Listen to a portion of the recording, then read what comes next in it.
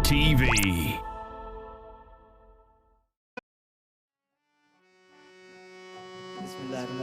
السلام علیکم ناظرین محترم، گوہر شاہی مرحبا تمام محبان گوہر شاہی کی خدمت میں آپ ملاحظہ فرما رہے ہیں ALRA TV کی خصوصی نشریات، جس میں کچھ دیر بعد نمائندہ گوہر شاہی سید یونس AlGohar جلوہ افروز ہو کر اپنے خطاب سے ہم تمام کو مستفیض فرمانے والے ہیں۔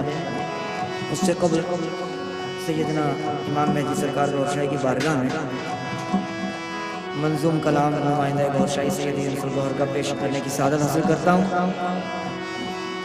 میرے ساتھ ہم نوائی میں رضوان گوہر شامل ہیں۔ سرکار سے عرض ہے، دعا ہے، التجا ہے کہ سرکار ہم سب کے حاضر اپنی بارگاہ میں قبولیت کا شرف عطا فرمائے، آمین۔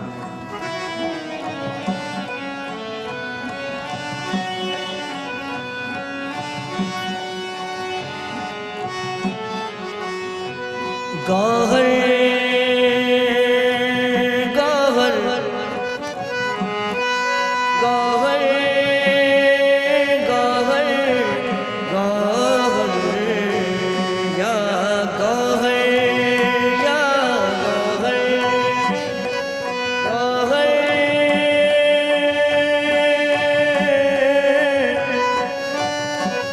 یا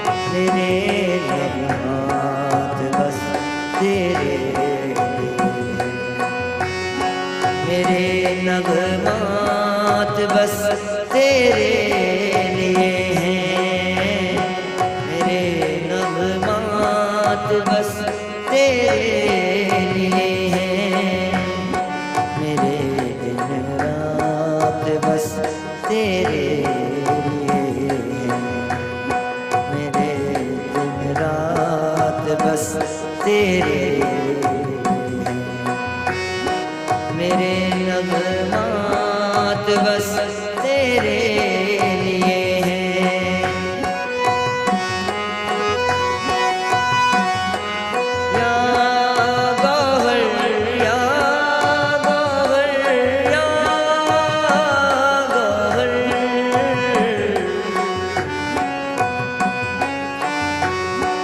تجھی کو ڈھونڈے ہیں ترسی نگاہیں، تجھی کو ڈھونڈے ہیں ترسی نگاہیں، یہ احساسات بس تیرے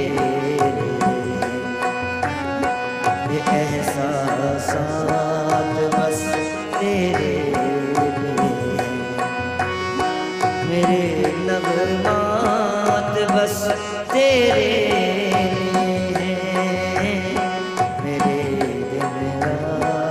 بس تیرے میرے نغمات بس تیرے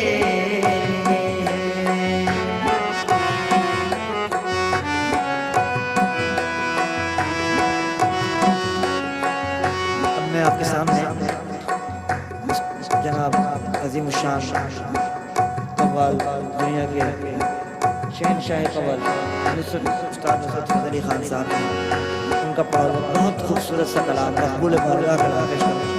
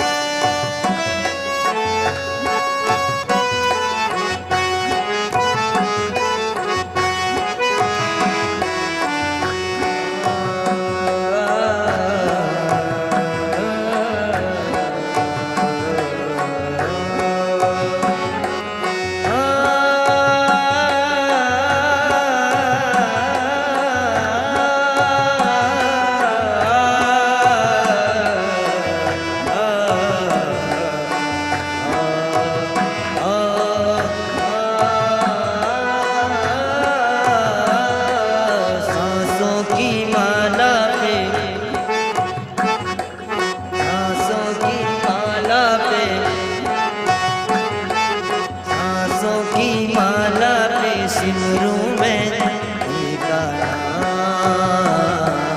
सांसों की माला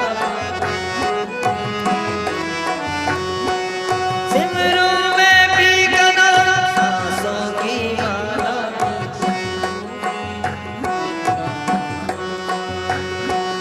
यही मेरी बंदगी है, यही मेरी पूजा, सांसों की माला पे सिमरूं मैं उन्हीं का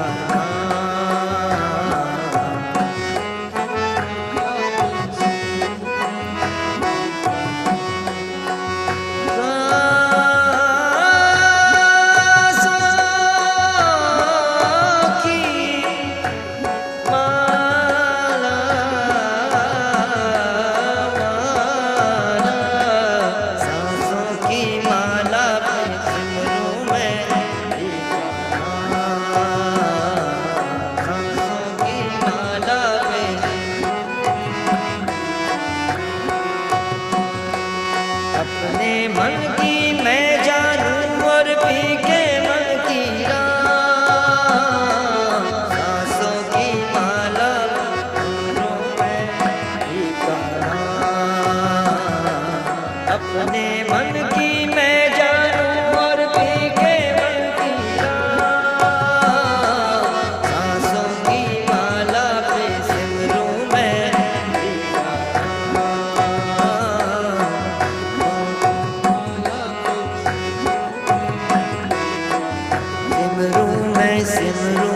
सिमरूं मैं पी का नाम,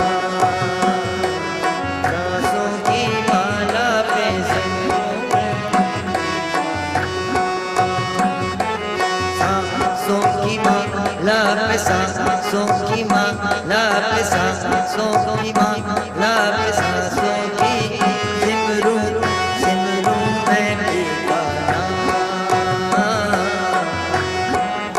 माला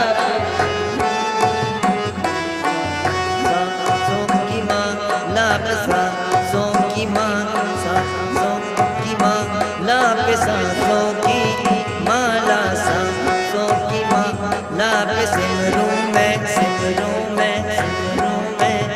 पी का नाम, की माला पे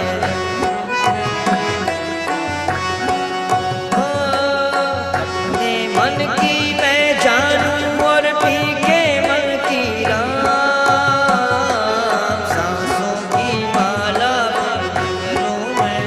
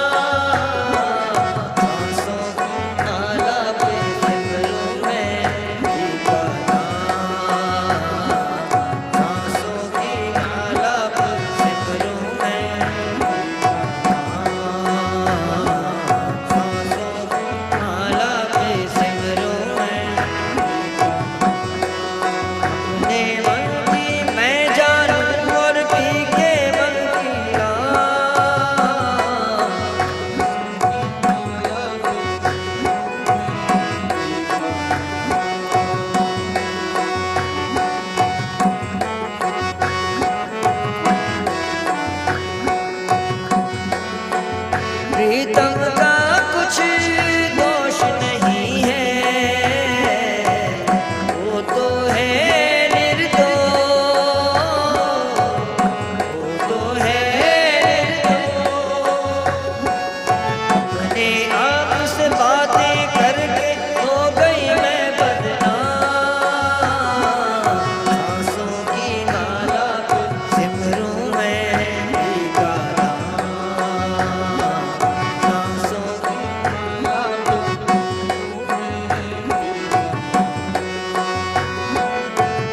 जीवन का सिंगार है प्रीतम, मांग कहे सिंदूर, मांग कहे सिंदूर।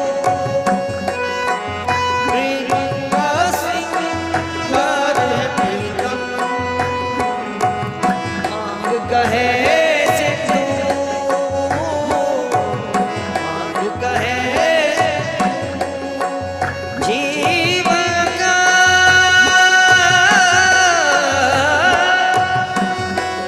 सिंगार है प्रीतम, प्रीतम,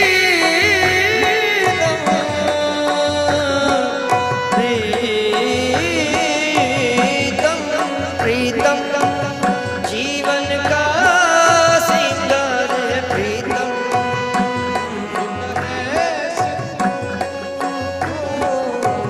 मांग कहे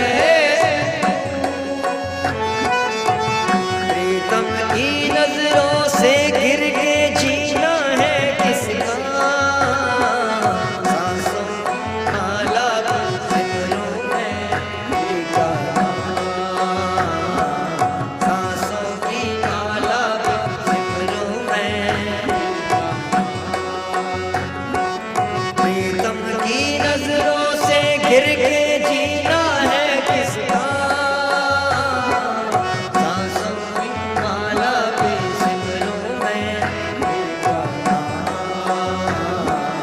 सांसों की माला पे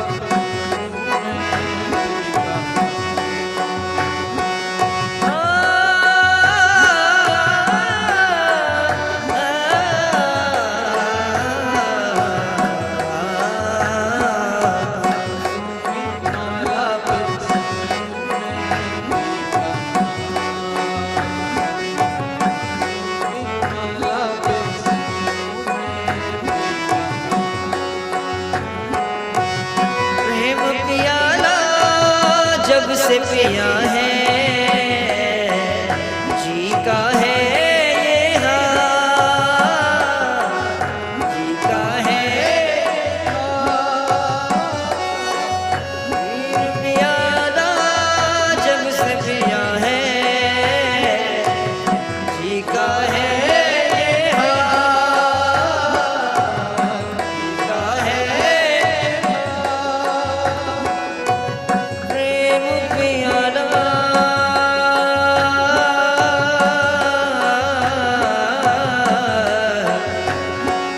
प्रेम पियाला, प्रेम पियाला,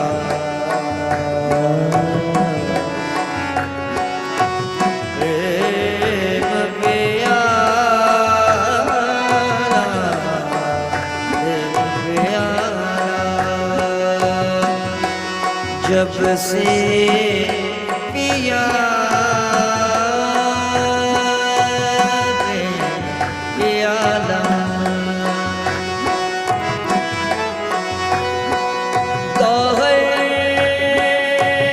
तेरी चश्मे करम से,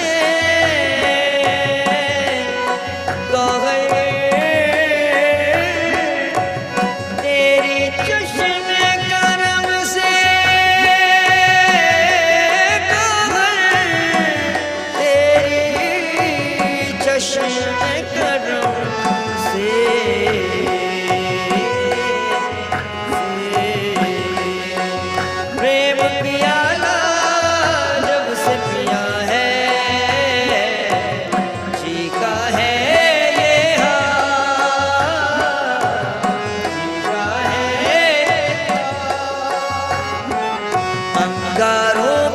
نیند آ جائے کانٹوں پہ آرام، سانسوں کی مالا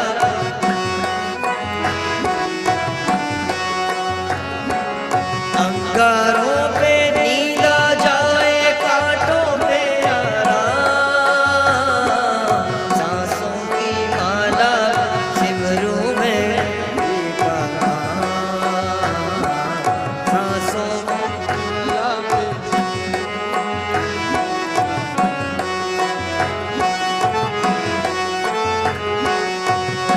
مندر کھولا جب گوہر نے من میں بسائے رام، من میں بسایا رام، مندر کھولا جب گوہر نے من میں بسایا رام، من میں بسایا رام، دل کے قدم سے چل کر دیکھا رام ملے ہر گام، سانسوں کی مالا سمروں میں، دل کی ہر دھڑکن سے سمروں میں گوہر نام، دل کی ہر دھڑکن سے سمروں میں گوہر نام، دل کی ہر دھڑکن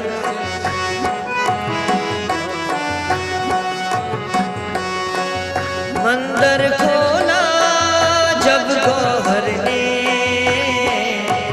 من میں بسایا رام، من میں بسایا رام، مندر کھولا جب گوہر نے من میں بسایا رام، من میں بسایا رام، دل کے قدم سے چل کر دیکھا رام ملا ہر گام،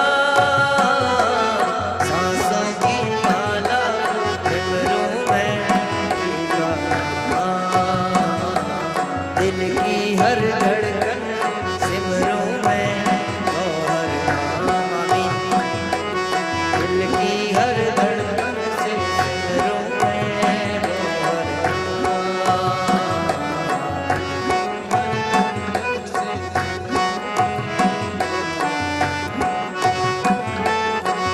پریم کے رنگ میں ایسی ڈوبی، پریم کے رنگ میں ایسی ڈوبی، پریم کے رنگ میں ایسی ڈوبی، پریم کے رنگ میں ایسی ڈوبی، پریم کے رنگ میں ایسی ڈوبی،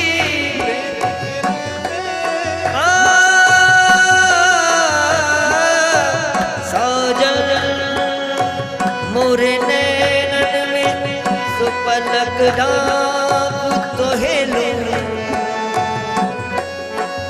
نہ میں دیکھوں اور کو سنا تو ہے دیکھ لوں، ایسی ڈوبی پریم کے رنگ میں ایسی پریم کے رنگ میں ایسی پریتم ہم تم ایک ہیں، جو کہن سنن میں دو من کو من سے تولیے تو دو من کبھی نہ ہو، ایسی ڈوبی پریم کے رنگ میں ایسی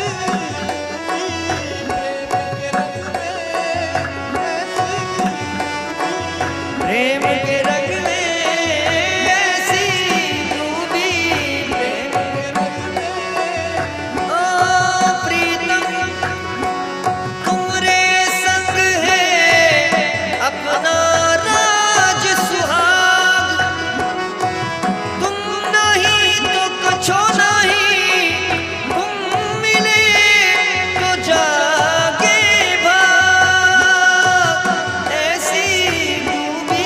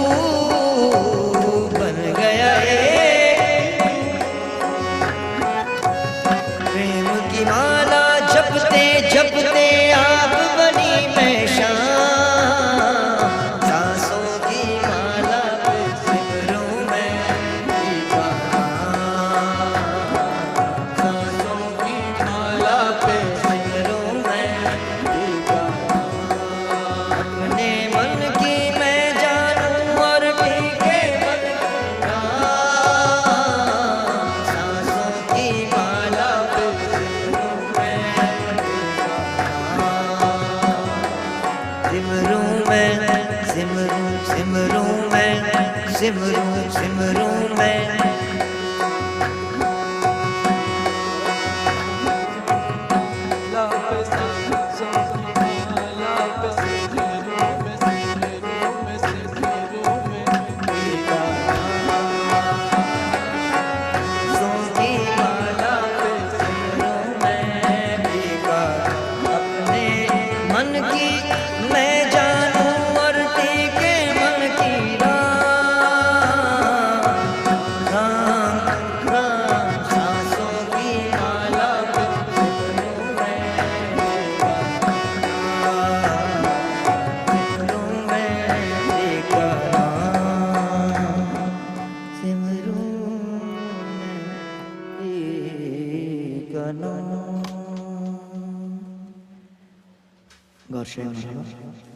नाज़रीन मोहतरम, आप मुलाहिज़ा फरमा रहे हैं अल्लाह टीवी की खुसूसी नशियात लंदन बरतानिया से बराह रास्त। अब इंतज़ार की घड़ियाँ ख़त्म होने वाली हैं। आपसे गुजारिश करूँगा कि इस महफ़िल के लिंक को ज़्यादा से ज़्यादा लोगों तक शेयर करें ताकि ये आवाज़ दिल की दूर दूर तक पहुँच सके। अब मैं बिला ताख़ीर दरख्वास्त गुजार हूँ नुमाइंदा गौहर शाही सैयद गौहर की बारगाह आलिया में कि वो अपने बयान से हम तमाम को मुस्तफ़ीज़ फरमाएँ, मुलाहिज़ा फरमाएँ। नुमाइंदा गौहर शाही Syed Yunus अलगौहर।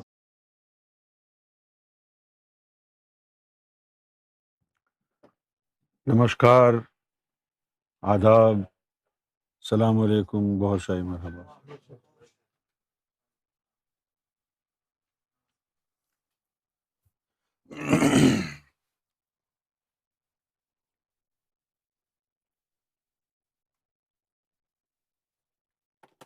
It is such a pleasure to be sitting around people who promote love. It's a blessed feeling, especially when the entire world has become oblivion, naive to love, and unable to free themselves from the shackles of hatred. Especially in this day and age when materialism is rising above all else, and evil has never been so strong as he is now.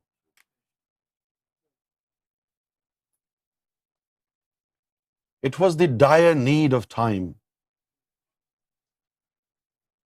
that Sufis also become at least equivalent in power with the evil forces.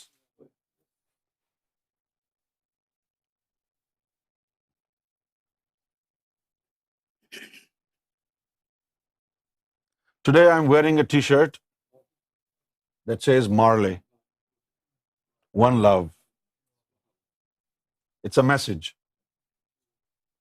He was one of the greatest singers on earth.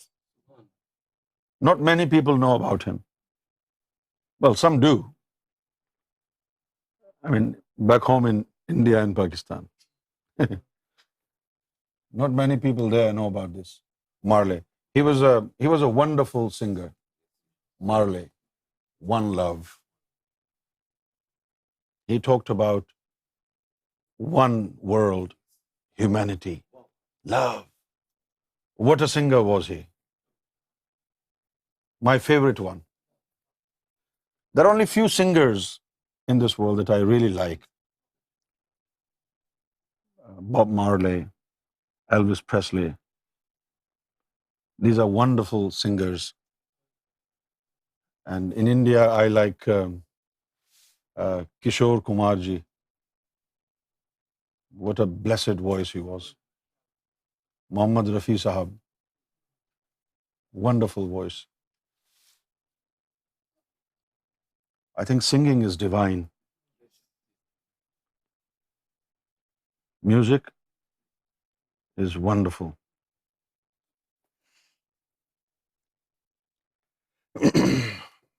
We feel blessed. We have Swamiji for the third consecutive day, and we're really grateful to Swamiji. Swamiji is here, and he's so lovely, and he's got a beautiful soul. Today, we're going to have a little chit chat with our panel, and we're going to discuss few points regarding Western Sufism. What is Western Sufism? And I would like Nasir to take his garb off and join the other two mosquitoes there.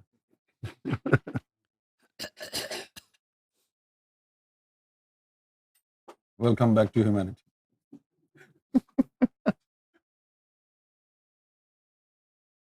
It doesn't mean Chachu should be offended.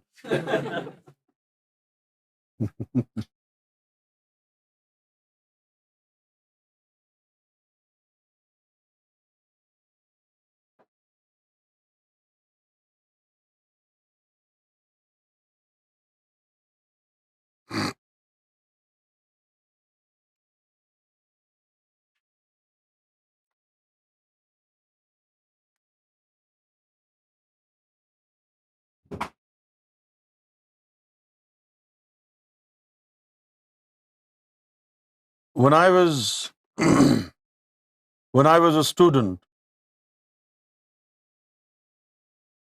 and I was doing my master's in English language, I read short history of English civilization, and when it comes to prose, I studied Geoffrey Chaucer, Charles Dickens, the wonderful writers, Jane Eyre.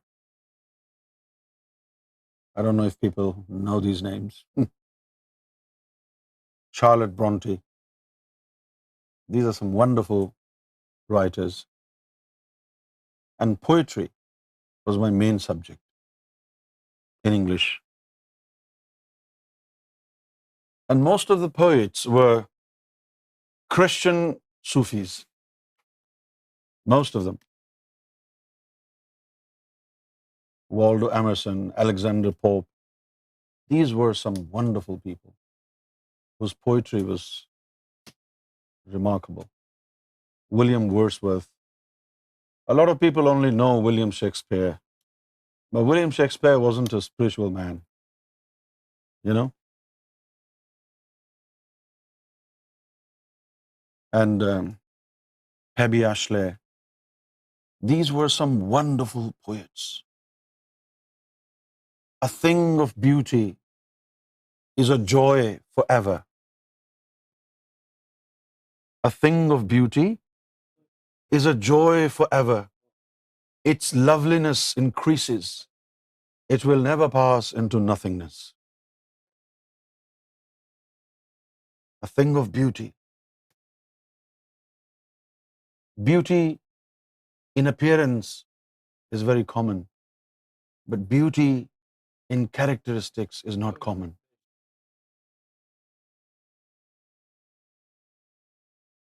A human being with a beautiful, loving soul, with a beautiful heart, full of compassion, full of love, full of empathy, is joy forever. And its loveliness increases. It will never pass into nothingness. There is no death to those who have love in their hearts. They're eternal.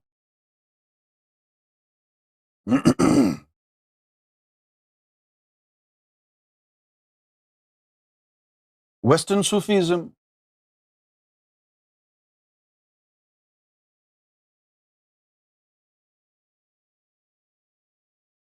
Western Sufism is, in the last 200 years, Western Sufism spread like fire.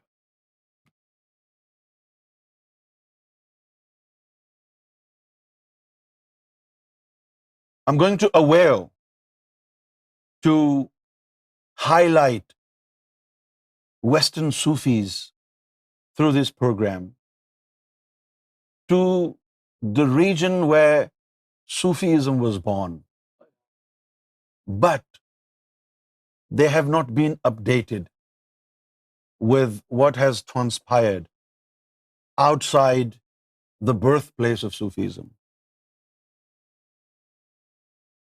They have been labeled and named as Orientalists, Muslim Sufis or Sufis, or maybe the modern day Muslim clergymen. They did not wholeheartedly accept that there could be Sufis without Islam. Therefore, these nameless Sufis, German, French, Polish, Spanish, American, English, these Sufis have not been recognized by these Sufi orders all over the world. I'm taking a step forward with a lot of enthusiasm, and more than enthusiasm, I need courage to speak of those Sufis who became Sufis without any help from a religion. Spirituality in the East, in India and Pakistan and likewise countries, spirituality without a religion is not recognized as spirituality for a number of reasons. And then when it comes to discussing Sufism, the first thing that crosses minds of people in the East is that a Sufi has a very specific attire. And if somebody is not wearing that attire, that should not be considered as a Sufi. Because they are still living in the past through books. And then after books, there have been so many passionate filmmakers who produced movies on Sufis. And what they depicted in their movies was a scene 100, maybe 1,000 year old. We need a movie in which you show a modern day Sufi so that people can relate to it. Like in the movies, a Sufi is living in a jungle. He doesn't have to pay for electricity bill. He doesn't have to pay for iPhone, right? He doesn't have a laptop. It looks clumsy. I mean, the day you watch a movie like this, you will be inspired by the nature of the knowledge and how the knowledge comes into practice. But if you look at the lifestyle of those Sufis, they didn't have an iPhone. They didn't have a laptop. They didn't have an iWatch. Maybe they didn't have all these things because they were living in an era which is 1,000-year old. If Sufis live now, do you think they won't have an iPhone? That would be too clumsy for a Sufi not to have an iPhone. Right? So I would like to remove this fake perception from Sufism. Sufism is not about wearing certain type of clothes. Sufism is not about growing beard. Sufism is all about purification, enlightenment, awakening of the soul. If the souls are awakened, no matter what you're wearing, really, it doesn't really matter. Does it? And if the souls are not awakened, even then it doesn't matter how religious clothes you are wearing, because the clothes is nothing. Let me tell you a tale of a Sufi. A Sufi was invited by his very close disciple on dinner. So this Sufi went to this dinner party, and this disciple was not home. He was gone somewhere. So the disciple's wife, when this Sufi entered the house, she didn't recognize him because he was wearing very simple clothes, right? So she didn't let him in. He went back, and then he put on new clothes, really fancy clothes, and he came back. By the time he came back, the disciple was also there. So food was served. Now comes a point where everybody is surprised and everybody goes into a state of awe, because what Sufi does is really unacceptable. The Sufi picks up the food and he throws the food on his clothes.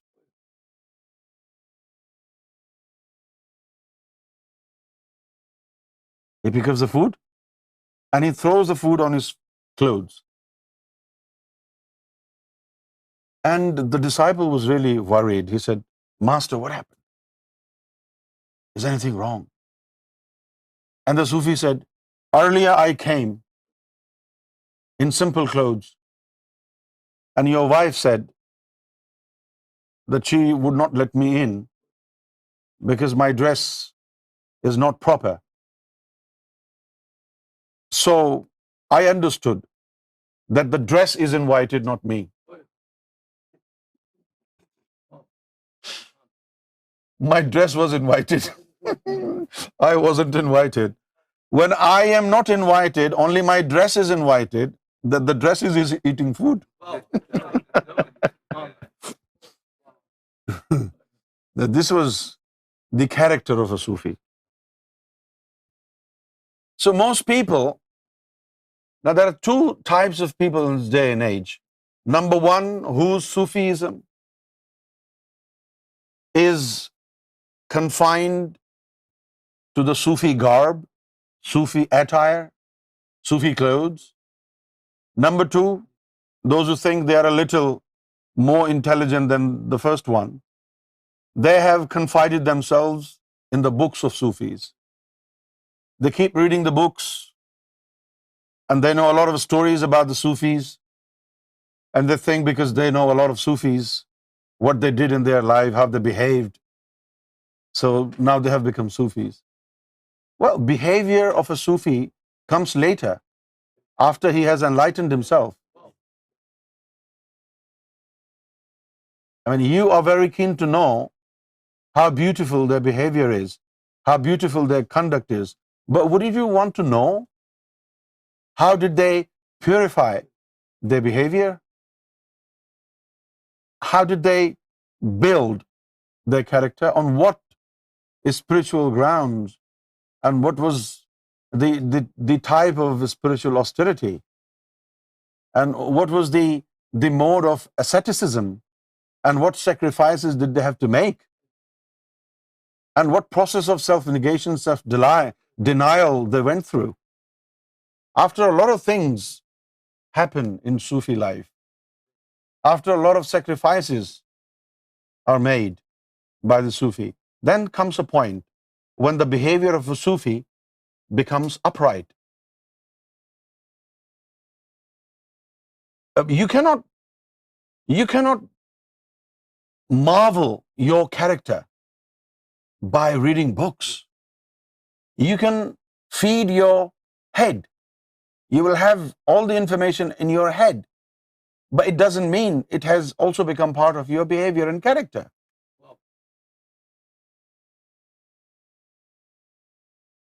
Now, for the first time, honest to God, I have to be very honest with you. I have read more and more than 7,000 books on Sufis. More than 7,000 books on Sufis. Because I have a photographic memory. I'll pick up a book. In 1 hour, I will finish it. And then you can ask me any line from any page. This is called photographic memory. I have read more than 7,000 books. Not one single book of Sufism tells you how to become a Sufi. They tell you the stories about the Sufis of the past. He is a Sufi, he is a Sufi. All right, talk about me. How will I become a Sufi? How will I awaken my spiritual entities, subtleties? How? And how do I take up the process of self-denial? What should I do? There is no book. When there is no book, number one, people read these stories of the Sufis in the books, not knowing which Sufi is of which spiritual station.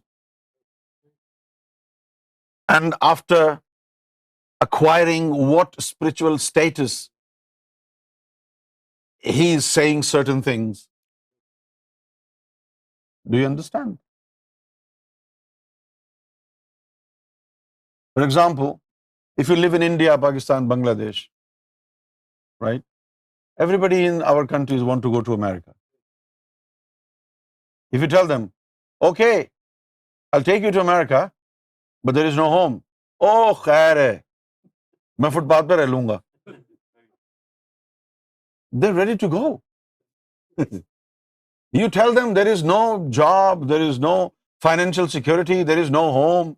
Where will you go? Oh, don't worry about it. I will manage. So this is the problem.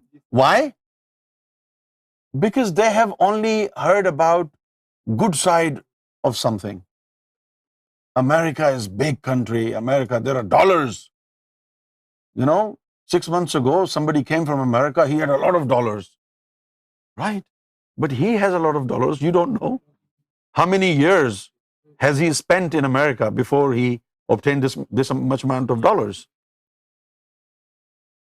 Similarly, a lot of people want to become Sufis, Jogi, Sannyasi. They want to become Sufis. But when the practical side of Sufi is unveiled, and they are invited to taste nothingness, when they're invited to adopt humility, when they're invited to adopt blameworthiness, what?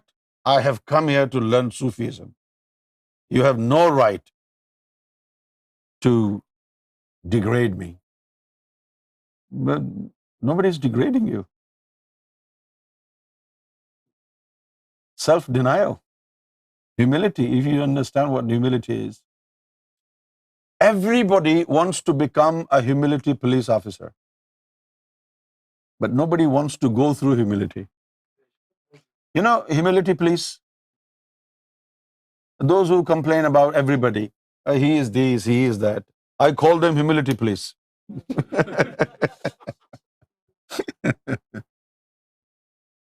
क्यों चाचू?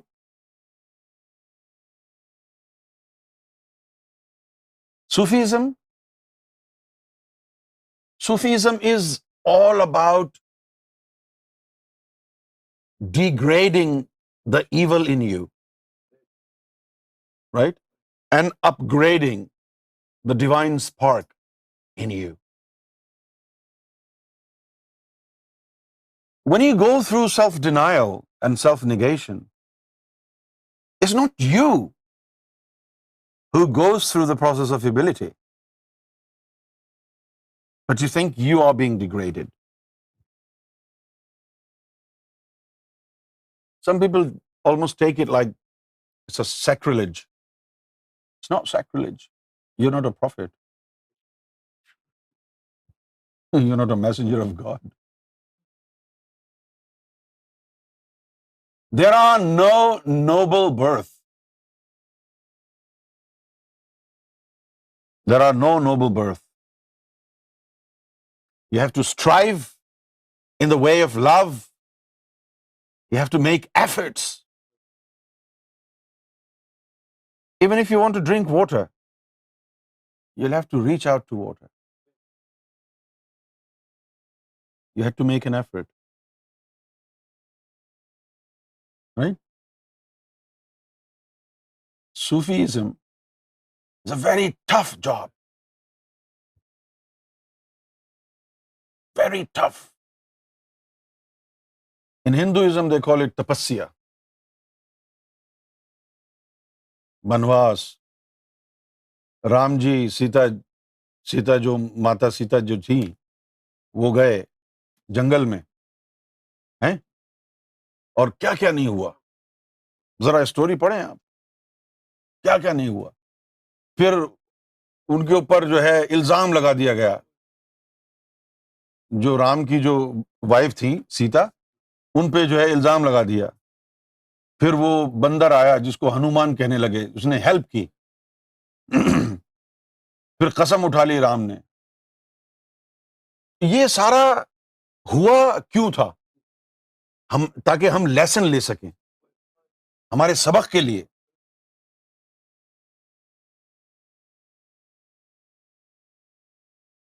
Everybody has to go through this process of self-negation. But when we talk about the self, you always misunderstand it. Because the self has two aspects: the lower self and the higher self. The lower self is the seat of evil. The higher self is the seat of divine. You are nowhere. When we say self, either it's evil or God. You don't exist there. Either you become part of evil or you become part of God. You are nowhere. I hope you understand.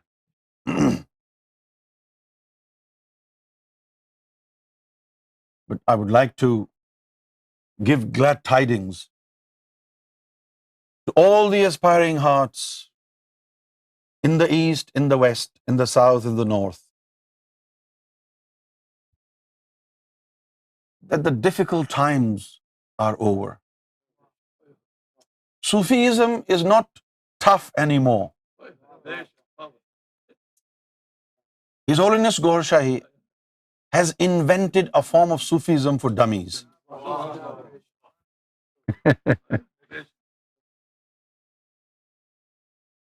It's not difficult anymore. All you want, all you need, all you require So becoming a Sufi is a willing heart. As long as you are willing to become a Sufi, come hither, come hither. Here shall you see no enemy. Right? Willingness of your heart. If you want to become a Sufi, come hither. His Holiness Gohar Shahi will do the rest for you.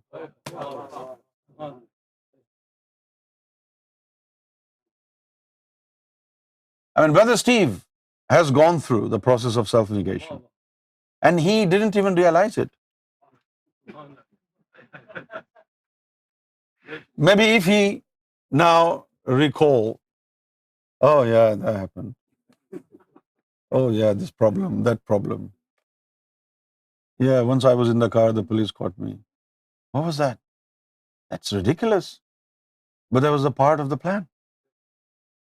Self-denial. When you lose your self-esteem and respect, that is self-denial. And in that moment in time, you lost your esteem. You lost respect for yourself. What the hell has happened? But that was for a reason. And the reason was that you recognize you are nothing. Right?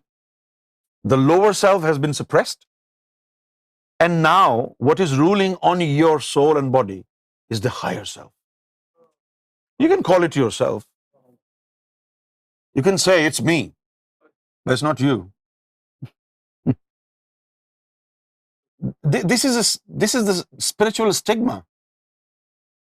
When you want to look for God, you find yourself. And when you look for God, you find yourself. When you look for yourself, you find God. This is spiritual stigma. His Holiness Gohar Shahi does help us in self-denial and self-negation process in such a discreet and invincible way that we don't even realize that, our bottom is ripped apart. We don't feel the pain, though it's leaking. We go through turbulent times, merrily, lost in the wilderness of Sarkar Gohar Shahi's love. And we go through it. And one day we realize, oh my gosh, everybody else is better than me. I'm nothing. The moment you think you are better than him, you're evil. And when your conscious level has reached to a degree, to an extent, to a point where you think about others, he's better than me, he's better than me, he's better than me, that is the time when you should know you are pure now. If you think you are better than somebody, you are far away from God. Far and away. God doesn't like arrogance. Right? So this is what we're going to discuss as a flavor, as a teaser, for those who want to join Western Sufism. This is why on purpose I didn't wear my spiritual garb today. I put on this t-shirt to give you a message. It doesn't matter. It doesn't matter what you wear. It's not about the clothes. It's about what is inside the heart.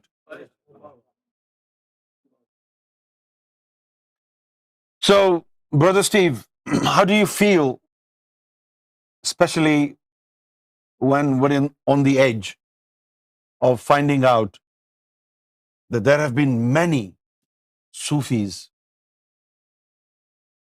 And they never were part of any religion, but they spoke like Rumi. They spoke like I am speaking now. They talked about qalb, the spiritual heart, right? They talked about the lower self and the higher self. They talked about the activation of the heart, enlightenment of the heart, purgation of the lower self. And their entire breast was illumined with a candle of love. And there's so many, more than 200 Western Sufis in Europe and America. We'll find out who they are, and then in future we will also make groups and visit their graves, right? So that we can study their life. When we visit their graves, we can invite their souls to come and join us, where people can see each other, the ones who are still here in this world and the ones that have departed from this world. We're going to do this very soon. So, Brother Steve and Nasir and Imran, do you think the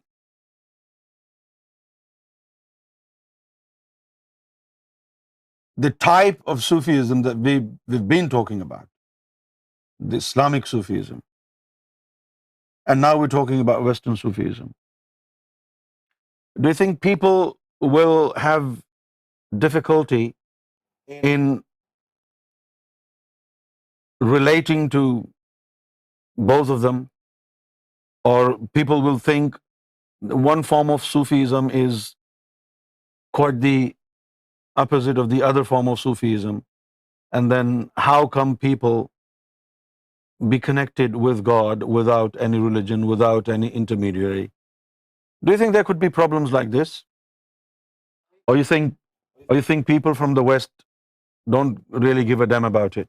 No, in age, uh, especially now, in the past 2 or 3 years, I think in every single aspect in the world, be it politics, be it football tactics, mobile phones, technology, everyone is changing. There's a revolution in every aspect of life at the moment. Technology, politics, the game, everything.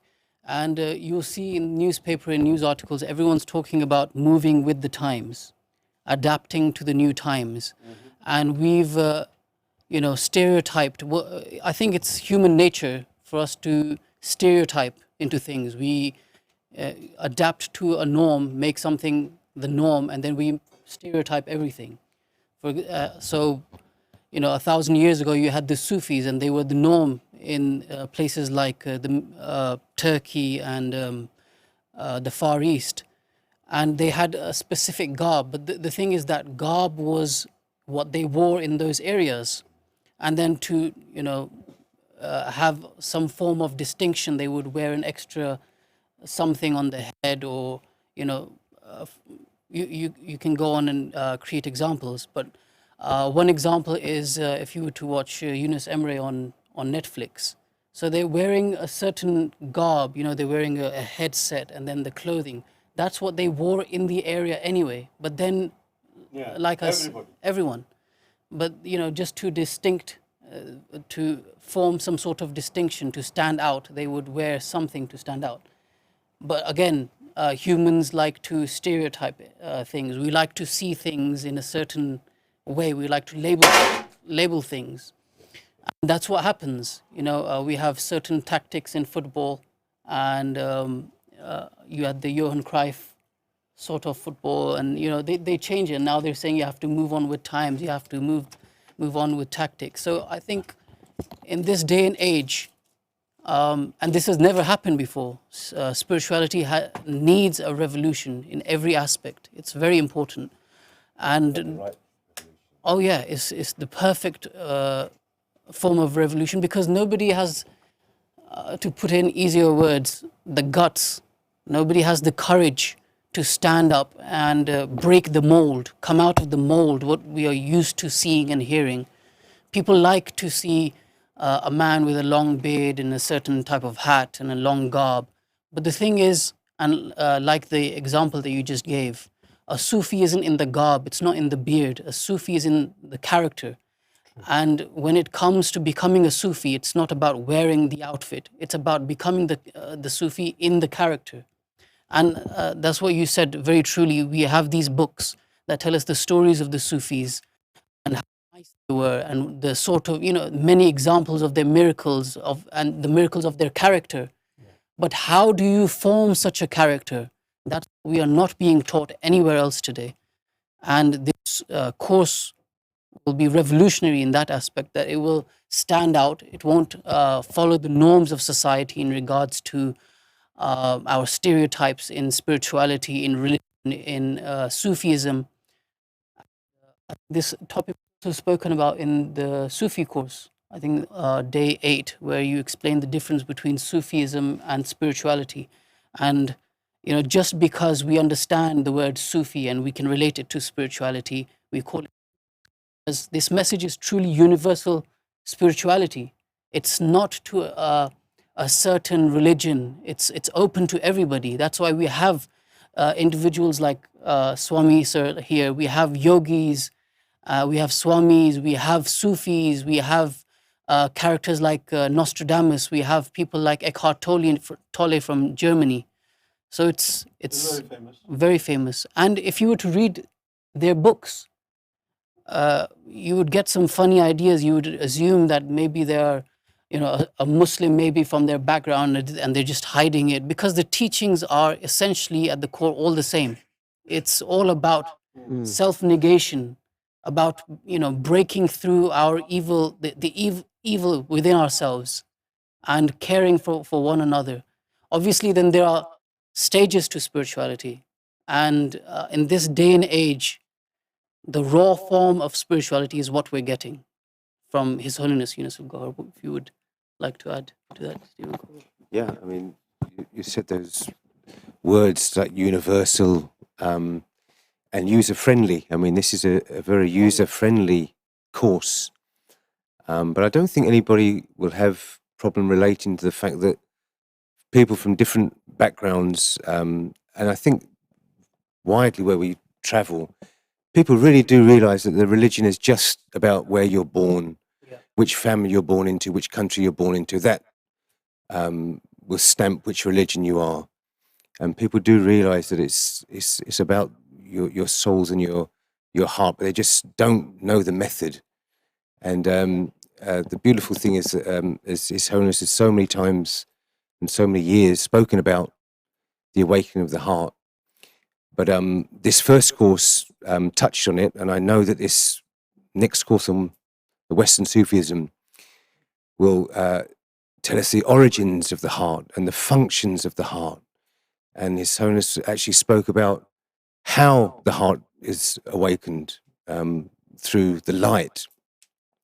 And where we were understood before, and I think most people really think that that purpose of heart, when it's reawakened, is to recite the name of God. But it has more functions. It has the functions of actually awakening the souls and awakening the senses. True. And once those senses are awakened, the sight, the hearing, the understanding, once the understanding's been awakened, then people will understand their religions, and they will understand messages from God, because the intellect will not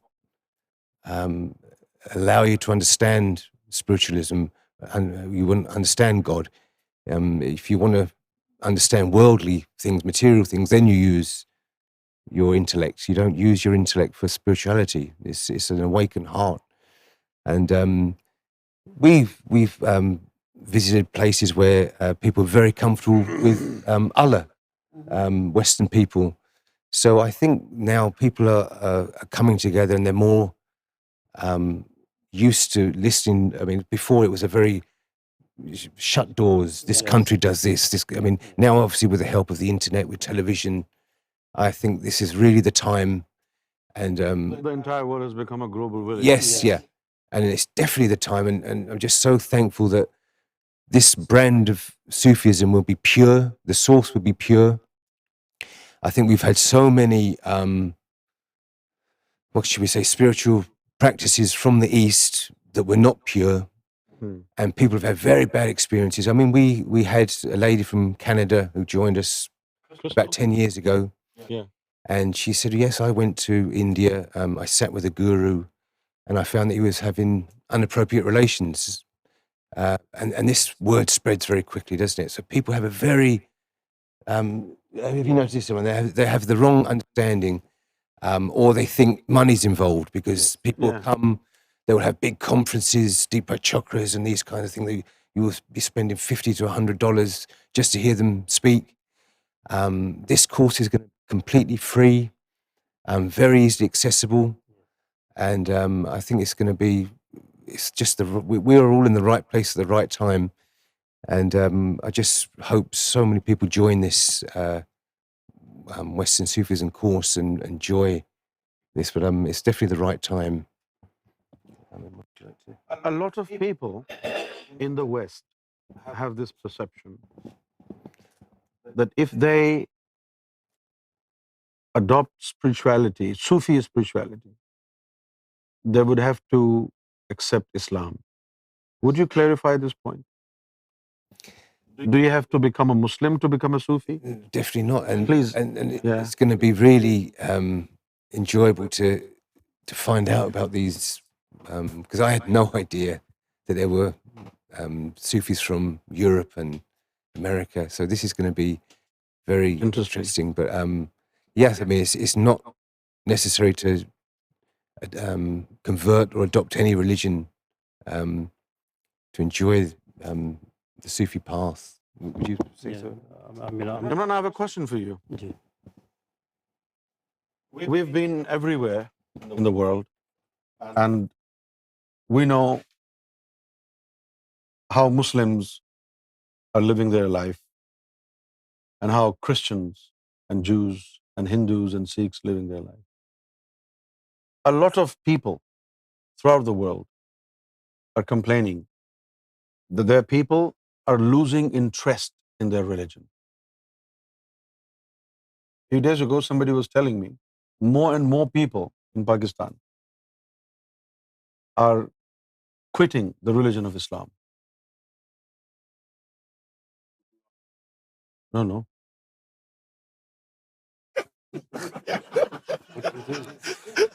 They just become Full I of sins, reckon- they carry out their desires without a label. right, because we find definitely in the West that it's a fashion, isn't it? Yeah. Christianity is not very trendy. Talking about Jesus is not very trendy. It's much more trendy to talk about. I'm a Buddhist. I've taken this path. I mean, this seems to be a fashion as well. But that's interesting that that's happening in Islam as well. But definitely, people are. I mean, the only places where Catholicism is growing is in South America, some parts of Africa, but definitely in the West, it's on a decline. Christianity. Yeah. What do you think could be the reason behind it? Why people are leaving their religion? Well, they haven't found anything, to be honest. It's just a practice which, they haven't gained anything from it, and they realize what's the point. But Okay, then what are they supposed to gain from the religion? I mean, that's the question that we need to ask those people who are leaving. Why was you in there in the first place? I mean, why were they there in the first place? Why were they practicing? But I think they realize it's just a mundane ritual. They're not getting. A lot of people are being fooled by the ulamas, the priests, you name it. It's just more of a cultural thing. There is nothing to gain from it. In whether they're leaving, they realize there's nothing there. And you have mentioned about a few days ago whether they leave or they are still practicing, they're nil inside, they're darkened heart inside. There's nothing to gain. But in I mean, if I'm really eager to hear that those Western, yeah, I'm eager to hear about Western Sufis. I'm really eager. I want to know those people we never heard of. We always thought that Sufism was confined to the Middle East or the Asian side, and we've been brought up whether it's movies, music, books, magazine, you name it. All we think about is somebody with a hat and spinning dervish, as you can see behind in the scene. But the 21st century Sufi is what we need to be. People need to be taught what spirituality is, what is Sufism, and they'll realize that look behind clothing, beard. Uh, People will see through that, and they'll see that this person's heart is really clean, is very loving. They'll see this is what a true person should be. A human being. You know, the Sufi's life is the path of love, and if this person not just says it but performs it, love, shows it in practice, in action, they will come to you. They will say, you know, your character is very nice. Like, "Oh, how did you, you know? Oh, I don't go to the mosque." I mean, I know that when I was a practicing Muslim, as I was back in the days, I realized it was just spirituality that really brought me forward and made a character change in me. I realized that. Before that, I was just practicing like everybody else. It did not make any difference until I practiced spirituality. Becoming a self-negation is not easy. It's difficult. I've been through a lot, and everything you said is true. It's very difficult. You know, talk the talk, but walk the walk is more difficult. I found it very difficult. But Let's turn to Swami.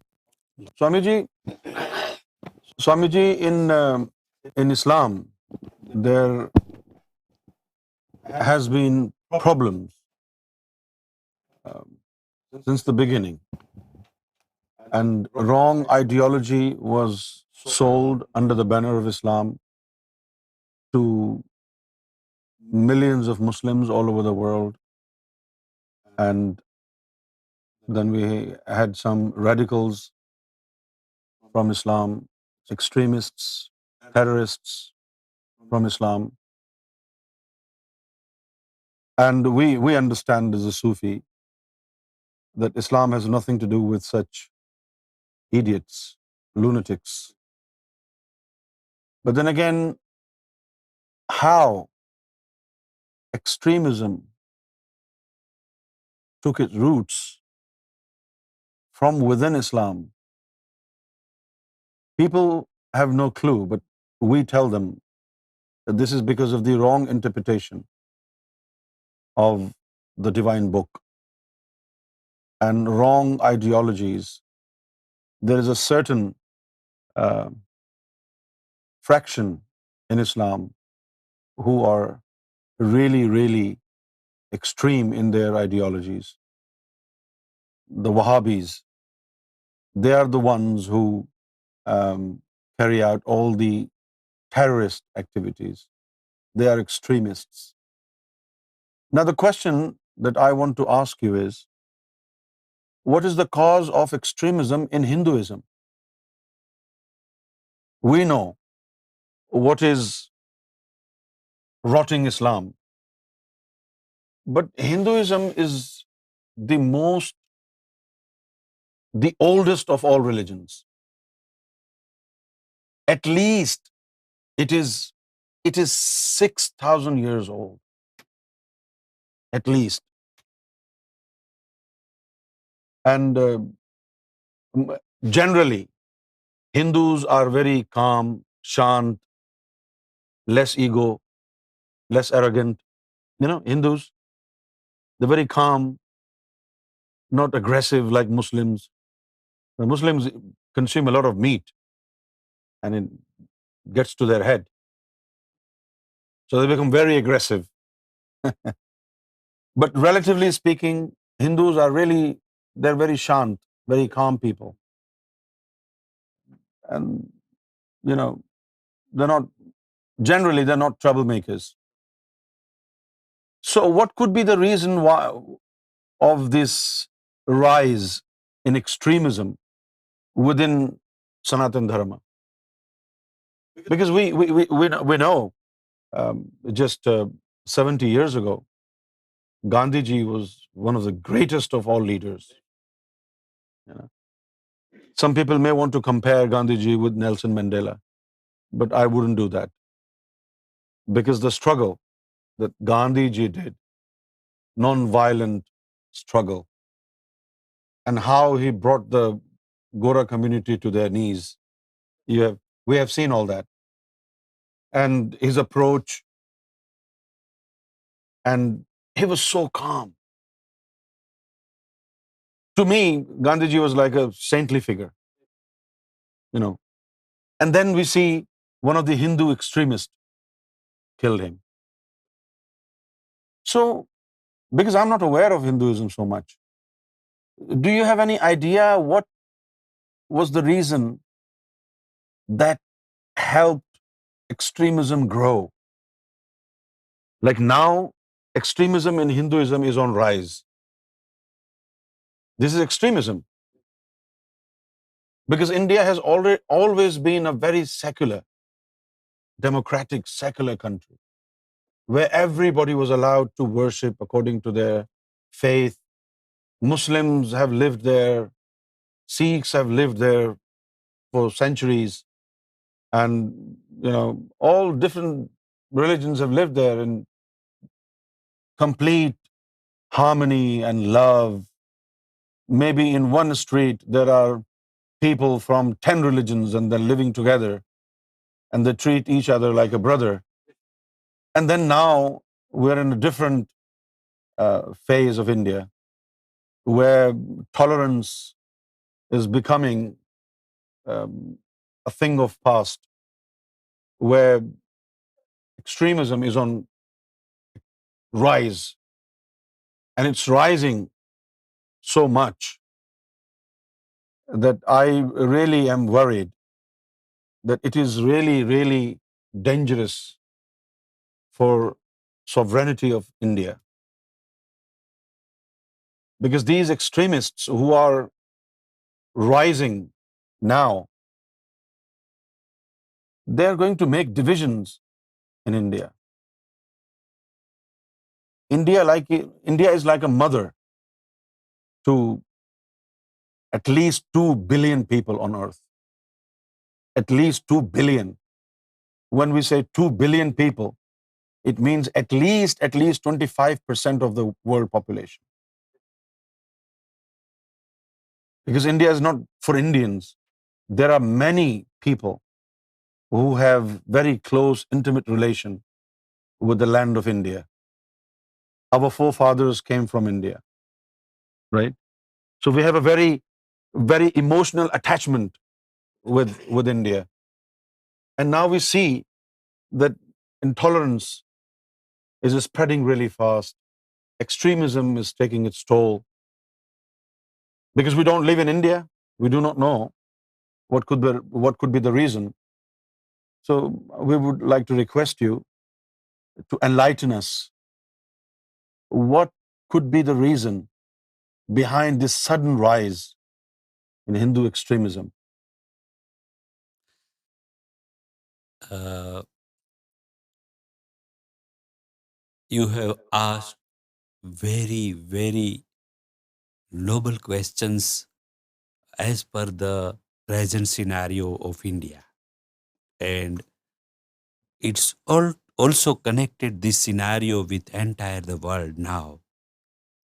So I would like to reply as per my knowledge that uh, before 1925, before 1925, uh, there are some thinkers,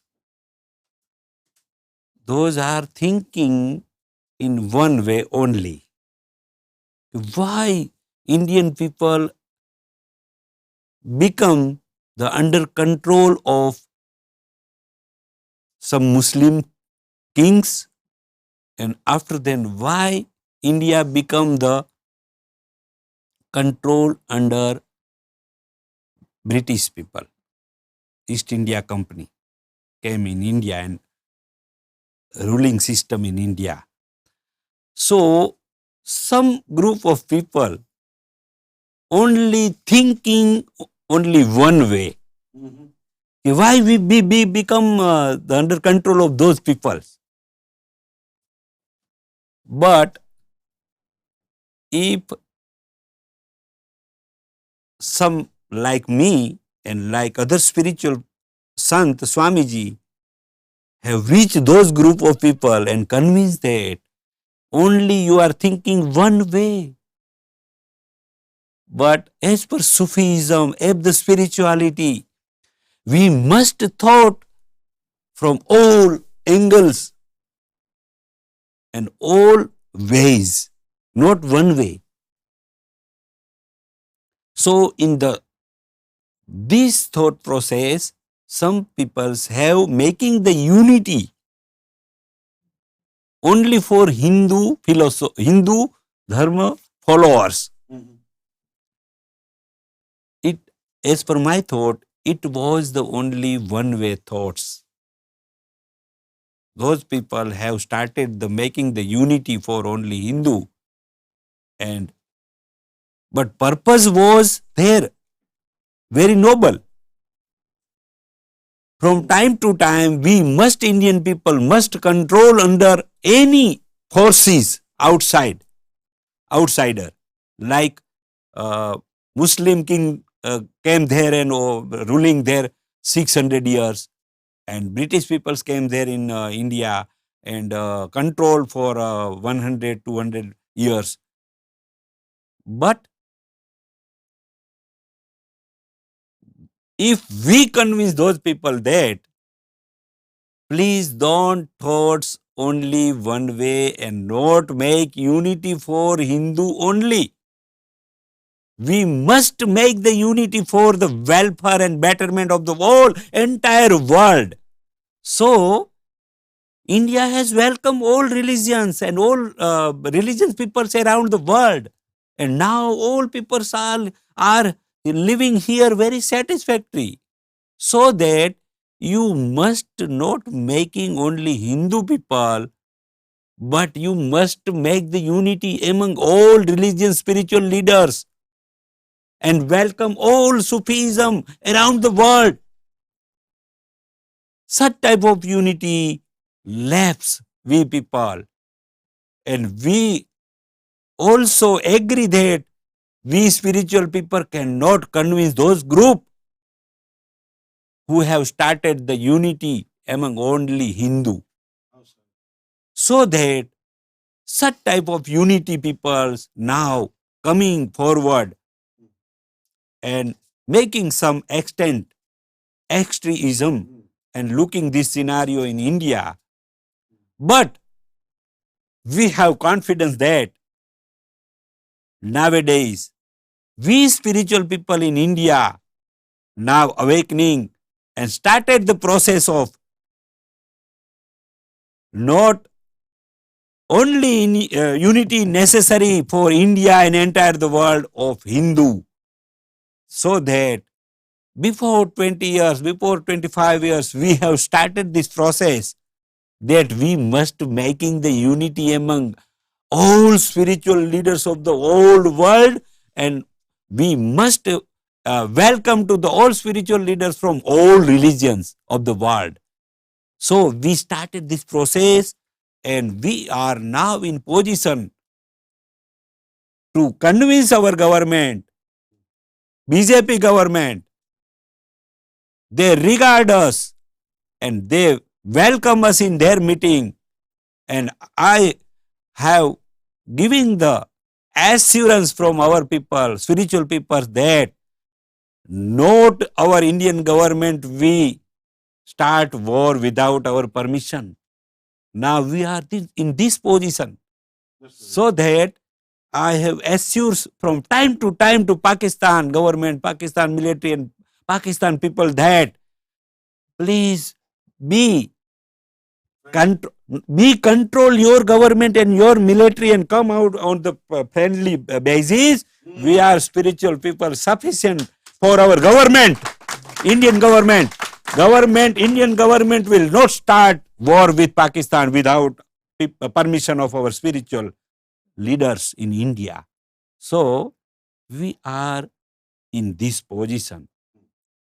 So we give the assurance, Guruji, from your platform to the entire world that India will return back on that position.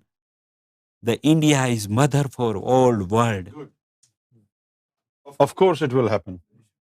I know that. Now, my another question that will definitely go to Brother Steve is that Buddhism has been very quiet sort of religion, and Buddhists have been very harmless people. I wouldn't think a Buddhist would ever commit any atrocity, would kill anybody. I was really shocked recently when I realized that extremism is now part of Buddhist too. Buddhism is also suffering from extremism in Sri Lanka and also in Burma. So what is it that is dragging people towards extremism? On one side, we see Muslim extremism, right?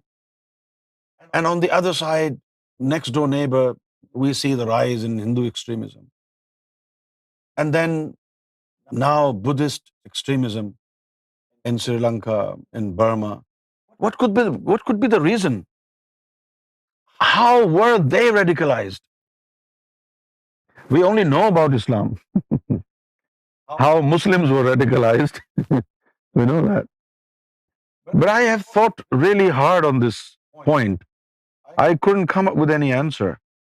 What could be the possible reason behind this extremist ideology, which is now plaguing Buddhist religion? Buddhists are very quiet, simple people. Even their monks are very quiet. You have any idea, Brother Steve? Brainwashing as the other extremists. We noticed in Sri Lanka, didn't we, that they're quite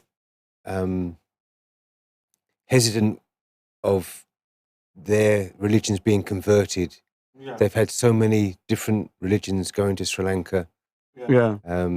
Hindus, Christians, Buddhists, Yeah. and I think they feel They feel threatened. Yeah, They feel they threatened. feel threatened that they're going to lose their identity, and they probably get brainwashed. If you don't do this, we're going to lose our religion. We'll be kicked out.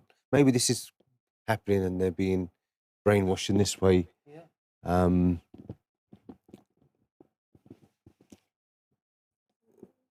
it was very.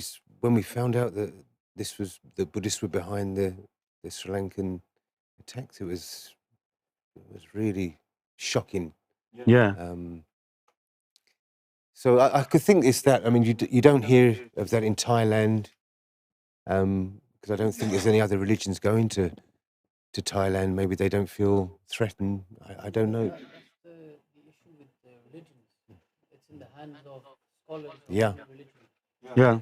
So whenever they see an issue, like when we have an issue with Islam, and whatever fits the agenda of an individual clergy, he can form whatever he wants to form out of the religious text and convince the people, the followers of the religion, to act in a certain way. And I guess the same thing happened with the Buddhists, because you don't see that with the other types of Buddhists in, like you mentioned, Thailand.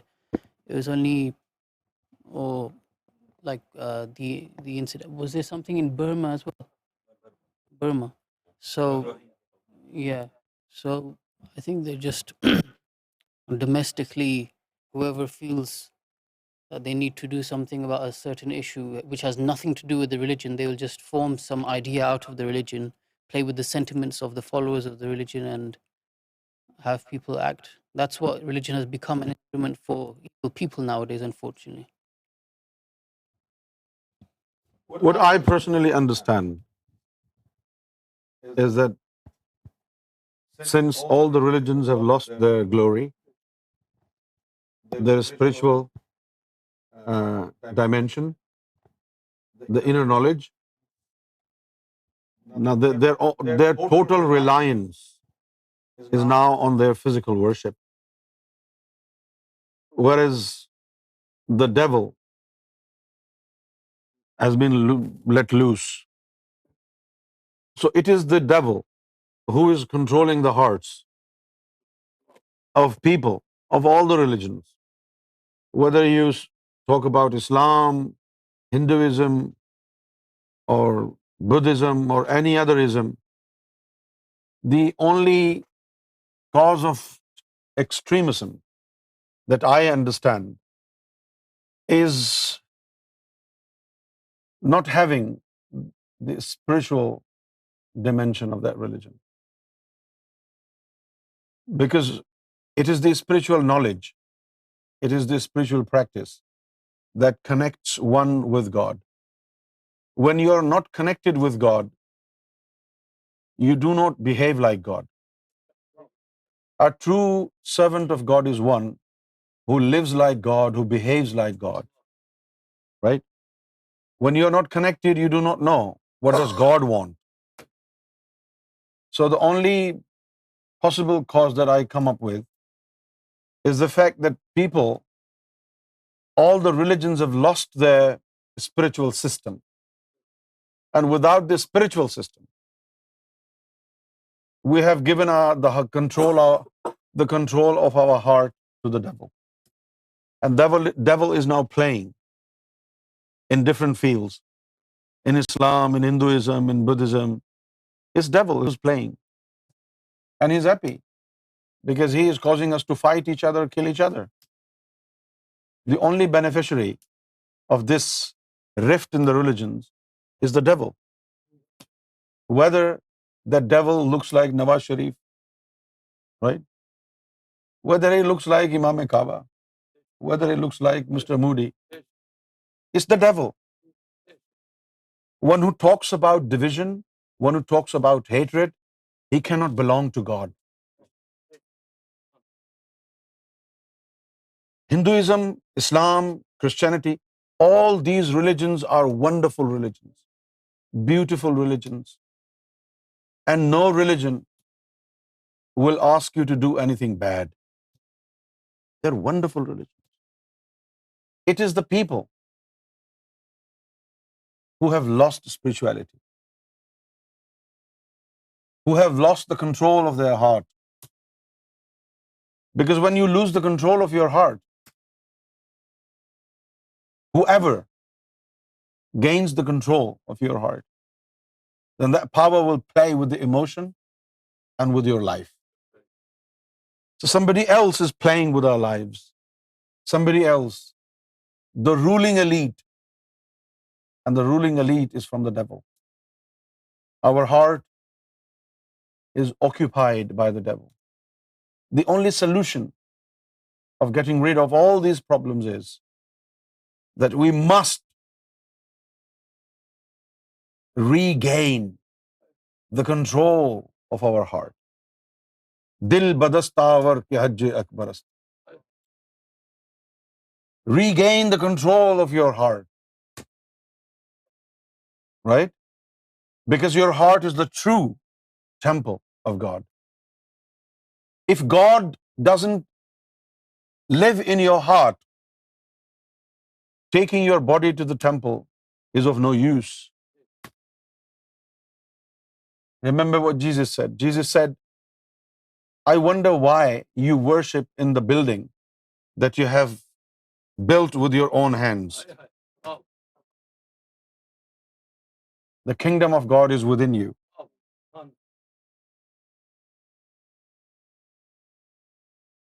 And then once Jesus said, one who doesn't hate himself cannot love God. One? No. One who doesn't deny himself, he cannot accept God. There is only one seat in your heart. Either you invite the devil to come and be seated, But if you want God to come and be seated there, then you have to free the seat, take the devil out. And it's not easy taking the devil out.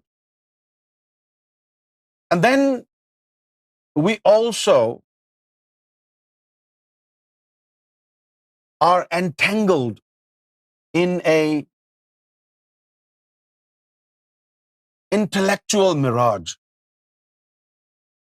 You can call it spiritual mirage. We are under the deception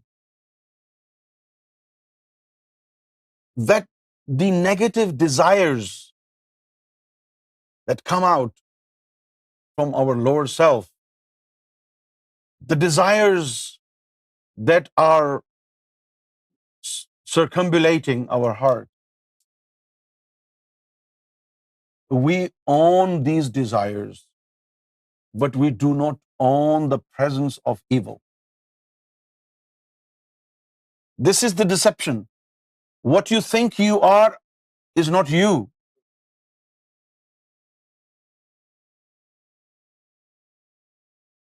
The devil has been infused with our character in such a discreet manner that the distinction between the two is lost. Most of the time, when we should say it is the devil, we are unable to suss out that it is the devil. We think it is us. And when we say the prerequisite to Sufism is self-denial, it's not about denying yourself. It's not about tormenting yourself. It is the denial of the presence of evil in you, the evil presence in you, which you think you are.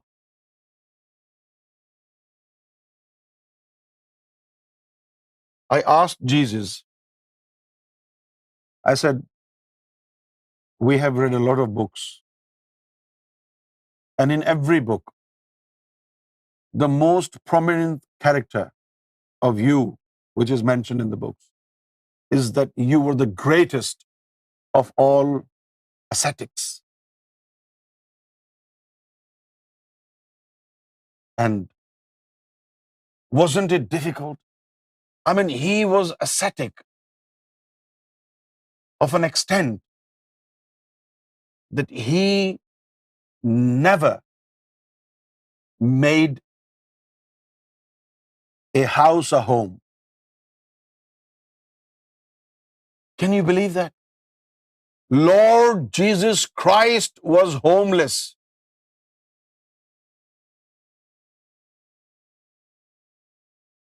And he's so proud of this fact. The reason why I'm saying this to you is because when Jesus visited Lord Younus AlGohar Shahi, and Sarkar asked, "Who are you?" And when he said, "I am Jesus, son of Mary." And then Sarkar asked, "Where have you come from?" And Jesus said, "In the past I did not have any home. Neither do I have any home now." He's so proud of this. This was the type of asceticism which Jesus practiced. Now, what is asceticism? To refrain from all luxuries, to refrain oneself from indulgence of all the comforts.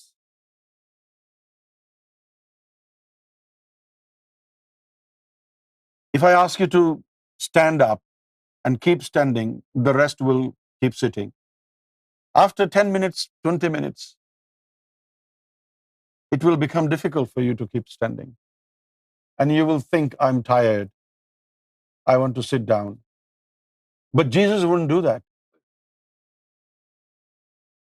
If Jesus is standing and his body tells him, "I want a bit rest," Jesus regards this rest as luxury. and he refrains from it. Now, this was the type of asceticism that Jesus practiced.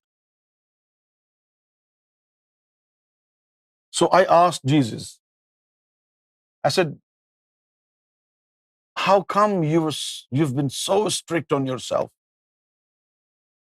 when you came from the unseen world? We are human beings. We don't even have much luxury and comfort. But your origin, where you come from a royal, divine royal background. And now coming to this planet, everything is fake here. And every little comfort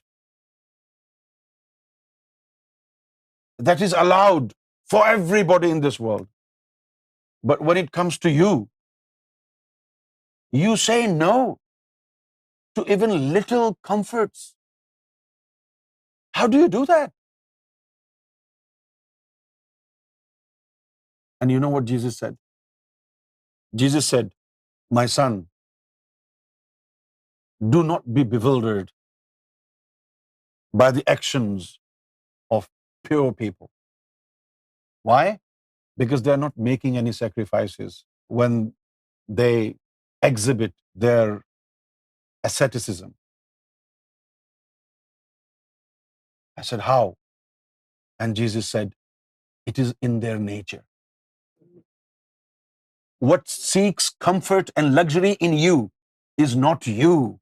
It is the evil that seeks comfort and luxury.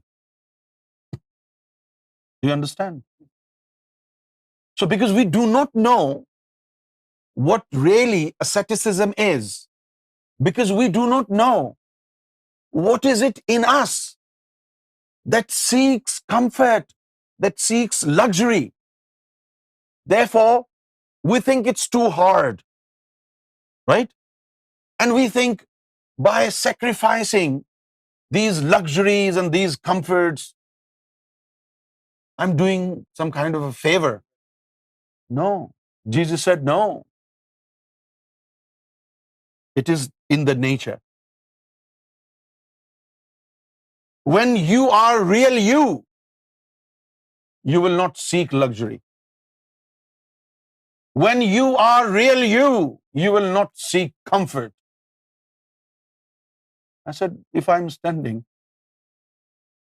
obviously after half an hour, I'll get tired and I would want to sit down somewhere. In that case, what do you think? Is this evil? I was so blunt. And then Jesus said, no. Where is obedience now? If your Lord tells you, do not sit, keep standing, right? Then what is it in you that is turning you away from your Lord? Your lower self. So what seeks luxury and comfort and praiseworthiness in you is not you, is the evil presence. When your lower self is denied of all these luxuries and comforts, and the lower self with all its bad traits is removed from your body, and only you are left inside you, you will enjoy having nothing.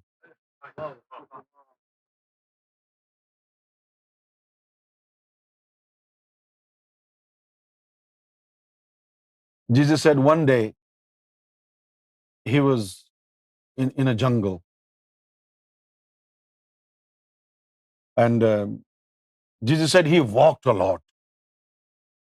He walked a lot. So Jesus said he fell asleep. And what he did was, in order to give his head a little rest, he put a stone under his head for a better position. And the devil came, and the devil was a little sarcastic. And the devil said to Jesus, "Oh, I thought you were ascetic. You're enjoying luxury." And Jesus said, "What exactly do you mean the luxury is?" And the devil said, "You're using a pillow. When you don't have a home, when you don't have a bed, why are you using a pillow?" And Jesus said, he removed the stone and threw it away. Right? This is asceticism. But this asceticism will come true when you are real you. Because asceticism is in the nature of pure people. To refrain from all else but the beloved. When you become pure, you will divorce all else and you will confide in the arms of your beloved. This is why I said, if love is added to asceticism, it becomes Sufism.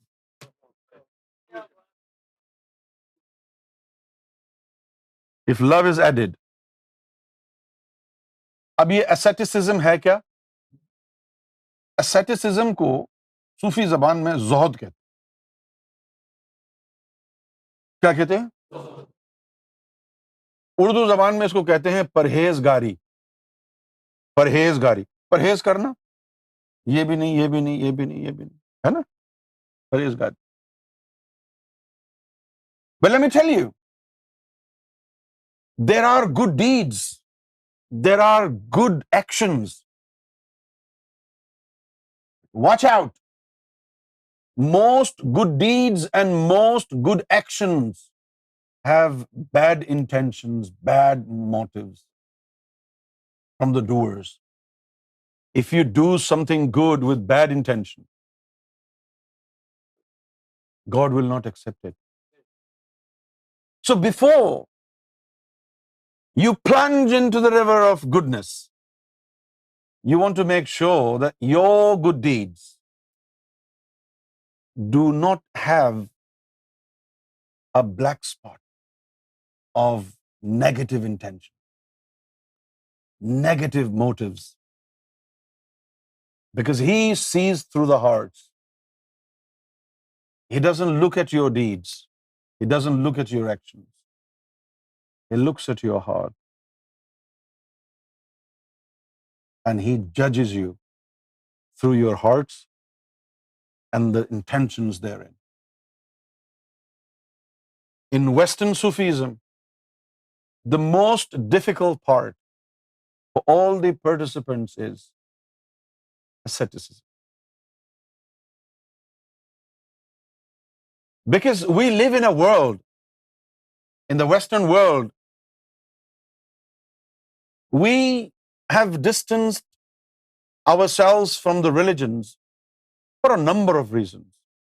Some people in the East left their religions because they, like he said, and Nasir said, they didn't gain anything out of that practice. But in the West, some people, I should say a lot of people, do not want to be caged.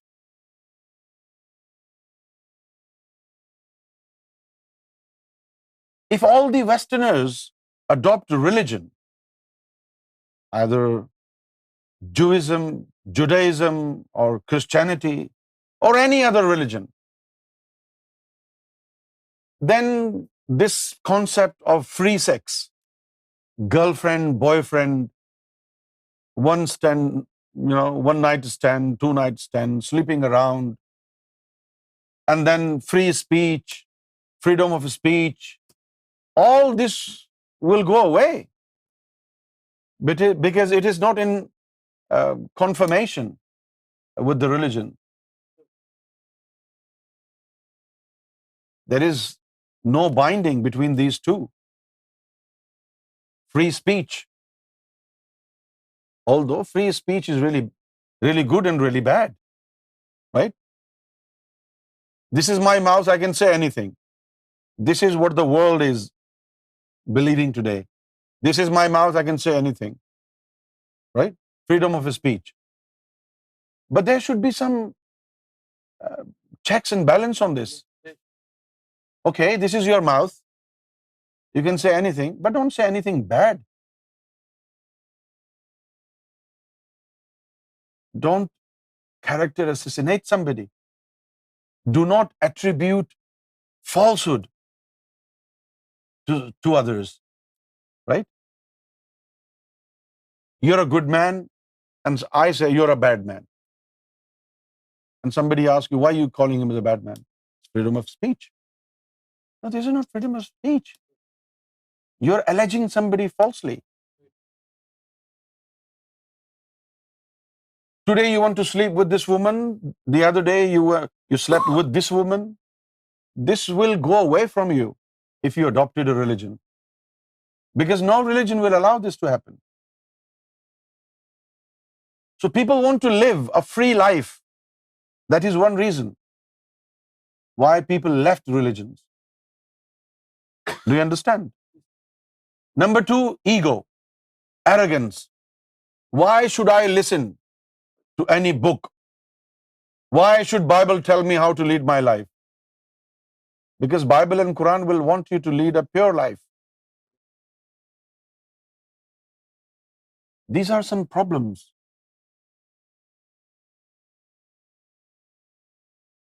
And in religions, not just in religions, in spirituality also, asceticism is a must. When you go through the process of asceticism, you refrain from a lot of things, without adopting asceticism in the process of self-denial. Self-denial process will never be successful.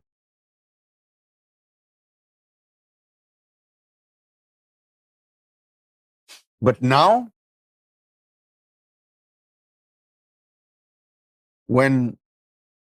as we speak of Western Sufism, I would like to tell everybody that His Holiness Gohar Shahi had held many rounds of talks with God. And His Holiness Gohar Shahi has successfully negotiated with God on certain principles of spirituality. Number 1, all those individuals who are seeking to embark upon the Sufi path are no longer required to adopt asceticism. Right? No longer required to adopt asceticism. However, His Holiness Gohar Shahi said, if you adopt asceticism, it will expedite the process of enlightenment. Do you understand? If you adopt asceticism, it will expedite the process of spiritual enlightenment. But if you think you can't, because sometimes when you've been leading a sinful life for many, many years, you can't just say no. It's not even easy to quit Baba. Forget about quitting the sinful life. And this word sinful life is very offensive to many people in the Western world. They don't believe in sin. Right? This is why my vocabulary, my way of addressing Western Sufis is going to be totally different. Vocabulary is going to be different. The approach is different and reproach is different.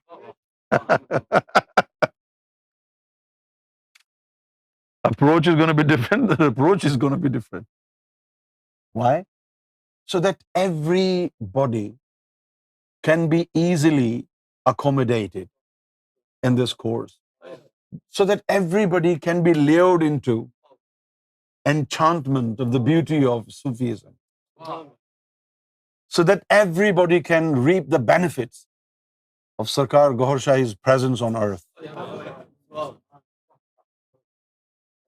In Western Sufism,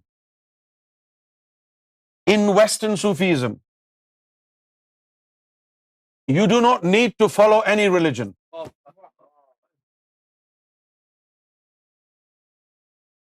This is not for Muslims. I'm not addressing Hindus. You are a Hindu, you follow your religion. I'm sorry. You're a Muslim, you follow your religion. I'm addressing those who do not belong to any religion. I'm addressing those who have become weary of all the religions and who don't even want to think about religions. I just want they should not be left alone. They should not be left deprived. They should also light up the spark which is still there, twinkling in their hearts. The divine spark should not go into waste. Just because they don't want to follow a religion, you think God will let the devil put off his light, which is twinkling in your heart? No. So for the sake of that spark that every single human being has potentially invested in the heart, for the sake of that spark in the heart, we have been able to negotiate with the Lord on certain issues. Issue number one, you don't want to follow any religion? Sadi khair hai. It's okay with us. Right? No religion, no religion. If you want God, you want love, come forward. So this Western Sufism is very simple. Men, God. Men and God. Men means both men and women. No, sometimes when we say men, we're not talking about the gender. We're talking about mankind. Okay, mankind and womankind. Both men and women and God. This course will make a bridge between two parallel corners. Because religion is not that important. God has bagged all the importance. God has bagged. Supremacy belongs to God. Significance belongs to God. And the marvel of the divine still twinkling in your heart. So now we turn to Brother Steve again. Brother Steve, how do you see spirituality without a religion? And how do you anticipate what could be the response of people who have literally distanced themselves from the religions? Do you think that these individuals would be thrilled and happy to know that there is a way to reach God even without religion? Thrilled that the points you made were just spot on. Some of the reasons, but they're very important. And people have lost faith in the religions and the religions. So many things have come to light that all's not well within lots of religions, and they're not behaving very well. And people easily can now just shut the doors and say, And we've spoken to many people that say, "Oh, we still believe in God, but we don't believe in any religion." So somebody that can have that ability, that they can connect to God without the religion, I think is going to be met with open arms by the whole world. It's just going to be wonderful. Yeah. What do you think, Aaron? Very true. I mean, it's like when somebody mentions about learning spirituality and you think you'll have to go through religion, automatically in your head, it's like you're putting shackles on yourself. Yeah, that's it. And yeah, and you can't tell people, don't do this, don't do that. It's just going to make their life difficult. If you want them to come towards God and love, Yeah, these two words yes, are not acceptable by the people today. Do's and don'ts. Don't tell me what to do. There is a song as well. Don't tell me what to do. Have you heard this song? I No? don't remember, but yeah, probably would have. Um, There's a song.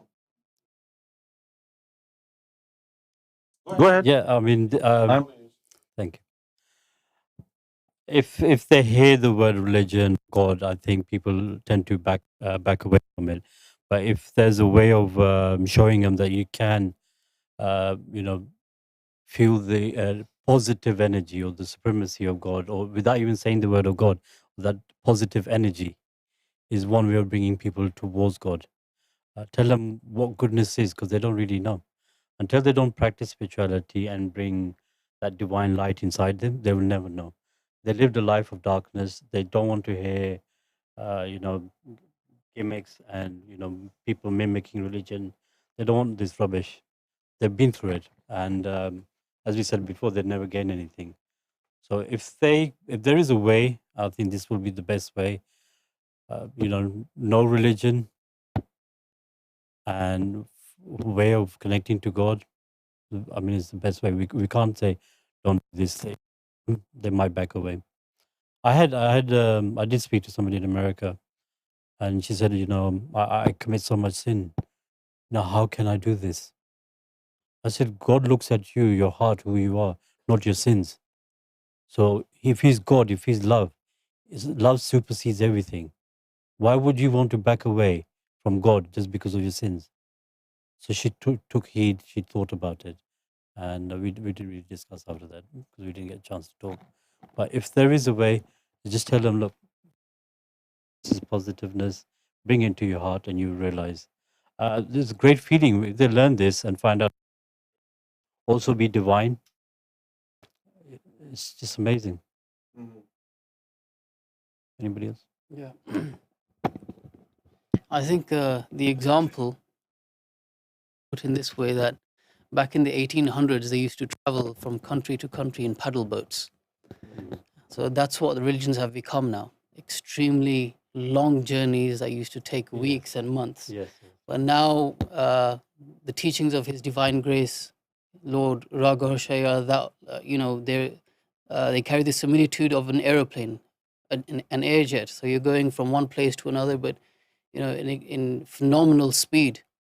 And so those paddle boats were the religions, and now they're sinking the passengers that were on those paddle boats. We have the means of these teachings in which you require no boundaries, and it's so beautiful. Spirituality without boundaries, spirituality without religions. You don't have to be labeled. That's what religions are. Whereas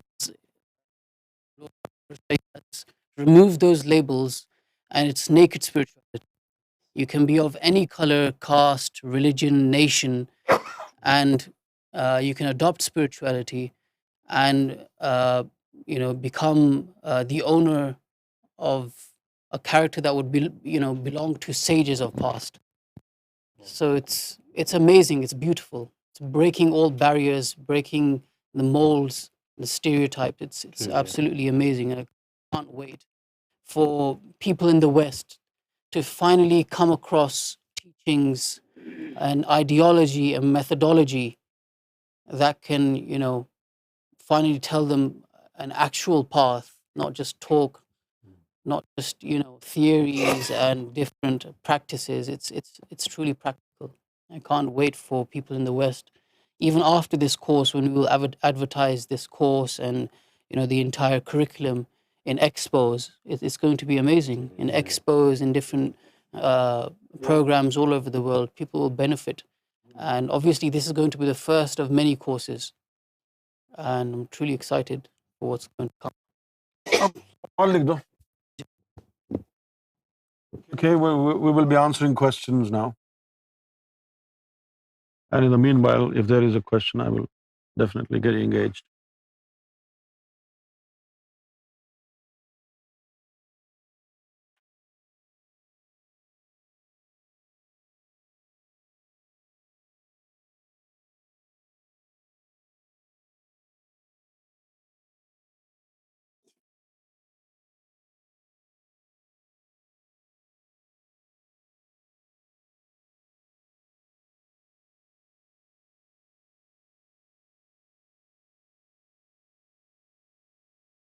Brother Sharif, come on.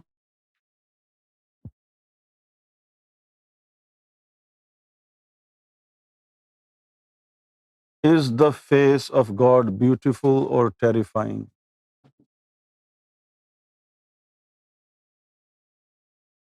God's face is beautiful, my friend.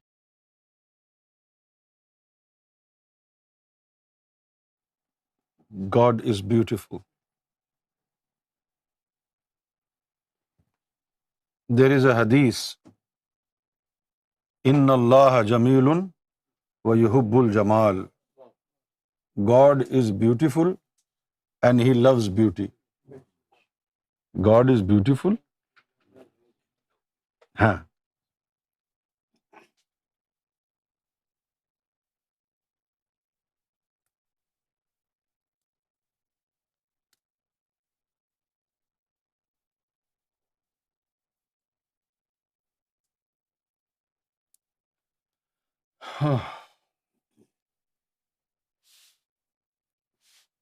یہ عرضی والا تو ہو گیا تھا. اسامہ علی نے علی پور اسلام آباد سے سوال کیا ہے، گوہر شاہی مرحبا، کیا ذاکر کسی پر دم کرے تو وہ اثر کرے گا اور دم کیسے کریں؟ ذاکر، عام ذاکر اگر دم نہ ہی کرے تو بہتر ہے. ذاکروں کا کام نہیں ہے، یہ تو ولیوں کا کام ہوتا ہے. اب آپ دم کریں گے، اس پہ جن ہوا کوئی واپس چڑھ جائے گا، تو نہ ہی کریں تو بہتر ہے.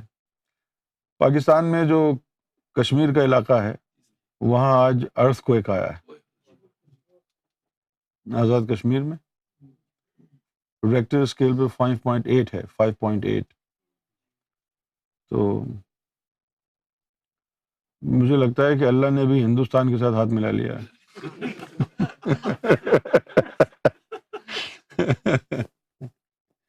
Even God is taking sides.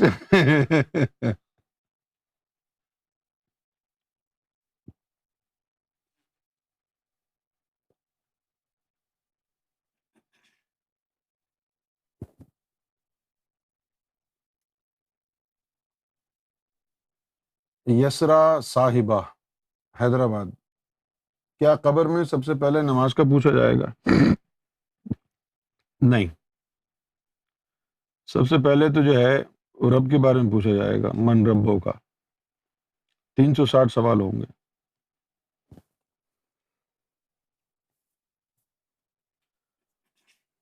نماز کے بارے میں تو نہیں پوچھا جائے گا. نماز نفس کے اوپر فرض ہی نہیں تھی، وہ تو تیری روح کے اوپر تھی، وہ اوپر پوچھا جائے گا نماز کے بارے میں. آگے.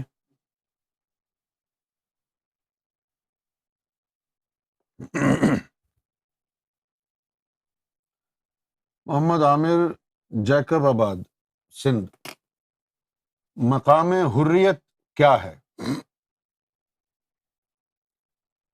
اور خاص ولی پر شریعت کیسے معاف ہو سکتی ہے؟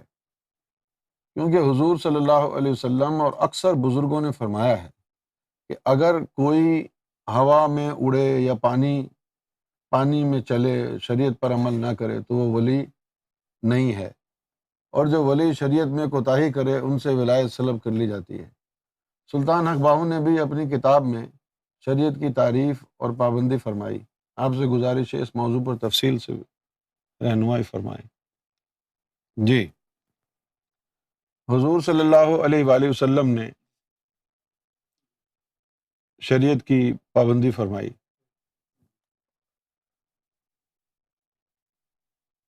اور اعلان نبوت کرنے سے پہلے نبی کیسے بنے تھے؟ اس وقت شریعت کی پابندی کرتے تھے؟ کیوں بھائی؟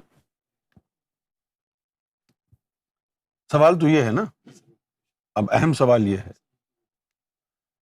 کہ اعلان نبوت کرنے سے پہلے حضور پاک صلی اللہ علیہ وسلم شریعت کی پابندی کرتے تھے؟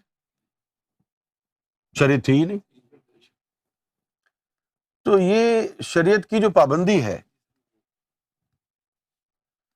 شریعت ہوتی کیا ہے؟ پہلے تو اس کو سمجھنا پڑے گا، کیونکہ عام لوگوں کا خیال یہ ہے کہ یہ نمازیں پڑھنا، ذکر فکر کرنا، ٹھیک ہے نا، یہ وضو کرنا، یہ شریعت ہے. نکاح کرنا شریعت میں آتا ہے. یہ ایسی بات نہیں ہے. نماز کا جو تعلق ہے وہ شریعت سے نہیں ہے. فرق یہ ہوتا ہے، شریعت یہ کہتی ہے کہ مسجد میں جا کے پڑھو، اور طریقت کہتی ہے کہ اللہ کے ساتھ سامنے کھڑے ہو کے پڑھو. سمجھ گئے؟ اور وہ جو بزرگوں نے فرمایا نا کہ شریعت کے بغیر طریقت نہیں ہے، تو وہ تو ابتدائی زمانہ ہے نا. بغیر شریعت کے طریقت میں قدم نہیں رکھ سکتے نا آپ. صحیح ہے نا. لیکن جب اللہ مل گیا، اس وقت اللہ کہے کہ کہاں جا رہے ہو تم، کھڑے ہو یہیں بیٹھے رہو، تو پھر کیا کرے گی شریعت؟ مقام حریت وہ ہوتا ہے جب آپ کو اللہ کا دیدار ہو جاتا ہے. تو مقام حریت کا مطلب یہ نہیں ہوتا، جو لوگ اس لفظ کا معنی لیتے ہیں شریعت سے کی معافی ہو جاتی ہے. شریعت کی معافی سے مراد یہ نہیں ہوتا کہ نمازیں چھوڑ دے گا، وہ ذکر فکر چھوڑ دے گا، صرف جگہ تبدیل ہو جاتی ہے. اس پر پابندی نہیں ہے اب کہ وہ مسجد میں پڑھے، وہ جا کے عرش پر پڑھ لے. اور کیوں پڑھے گا وہ تمہارے ساتھ؟ جب اس کی روح کو اتنی طاقت مل گئی ہے کہ وہ حضور پاک کی مجلس میں جا کے نماز پڑھ سکتا ہے، تمہارے ساتھ کیوں پڑھے گا؟ یہ آزادی ہے. سمجھے آپ؟ اور شریعت بھی جو ہے وہ دو طرح کی ہے، ایک ظاہری شریعت ہے، ایک باطنی شریعت. ایک شریعت جسم کے لیے ہے، ایک شریعت جو ہے نفس کو پاک کرنے کے لیے ہے.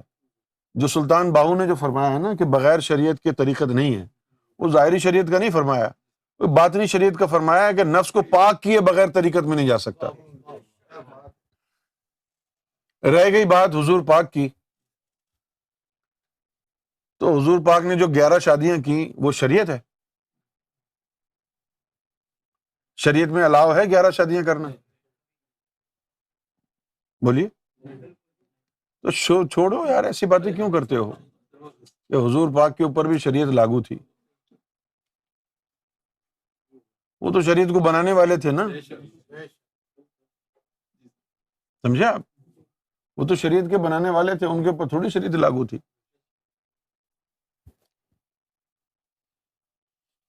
لیکن شریعت کا جو مغز ہے وہ باطنی شریعت میں ہے، جس کا مطلب ہے کہ اپنے نفس کو پاک کرنا ہے.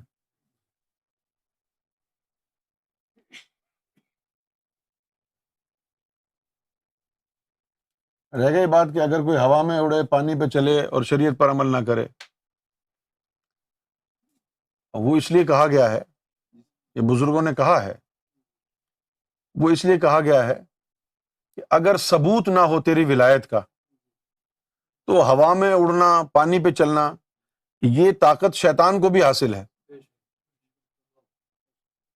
یہ طاقت شیطان کو بھی حاصل ہے. صحیح ہے نا؟ تو اس لیے پہچان کرنے کے لیے ضروری ہے کہ وہ بندہ جو ہے شریعت پر عمل پیرا ہو. ضروری ہے، پہچان کے لیے ضروری ہے. لیکن ایسا نہیں ہے کہ جو بھی ہوا میں اڑ رہا ہے وہ شیطانی ہوگا. شیطان بھی ہوا میں اڑ سکتا ہے، لیکن مطلب یہ نہیں ہے کہ جو بھی اڑے گا وہ شیطان ہی ہوگا۔ بہت سے کام ہیں جو ہم بھی کرتے ہیں، کافر بھی کرتا ہے۔ ہم کھانا کھاتے ہیں، کافر بھی کھاتا ہے۔ اور اگر یہ بات مشہور کر دی جائے کہ بھئی جو کھانا کھا رہا ہے وہ تو کافر ہے، تو پھر آپ کہاں جائیں گے؟ آپ بھوکے رہیں گے؟ ہیں؟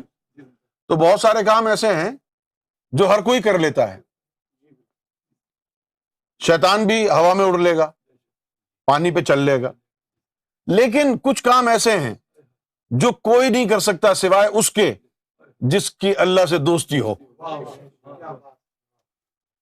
جس طرح ہوا پر چلنا جو ہے نا، یہ شیطان کر سکتا ہے نا، اسی طرح شریعت پر عمل بھی شیطان کر سکتا ہے۔ اب یہ جو منافقین تھے یہ شریعت پر عمل ہی کرتے تھے تو شیطان ہی تھے نا، یہ تو شریعت پر عمل تو شیطان بھی کر سکتا ہے۔ وہ کام بتاؤ نا کہ جو سوائے اللہ والے کے کوئی نہ کر سکے، وہ کیا ہے؟ وہ تم سوتے رہو، تمہارا دل اللہ اللہ کرتا رہے، یہ کام نہیں کرتا، نہ یہ کام کر سکتا، اور یہ تو کر ہی نہیں سکتا کہ تو گناہوں میں دھسا ہوا ہے، کبھی مسجد کا رخ، مندر کا رخ نہیں دیکھا تو نے، کبھی قرآن کو ہاتھ نہیں لگایا، اور پھر کسی اللہ والے نے ایک نظر ڈالی اور تیرے دل کو اللہ کے ذکر سے بسا دیا، یہ کام شیطان نہیں کر سکتا۔ ویسے آپس کی بات ہے، میں نے آج تک کوئی ولی اڑتا ہوا دیکھا ہی نہیں، یہ صرف باتوں میں کہی جاتی ہے بات۔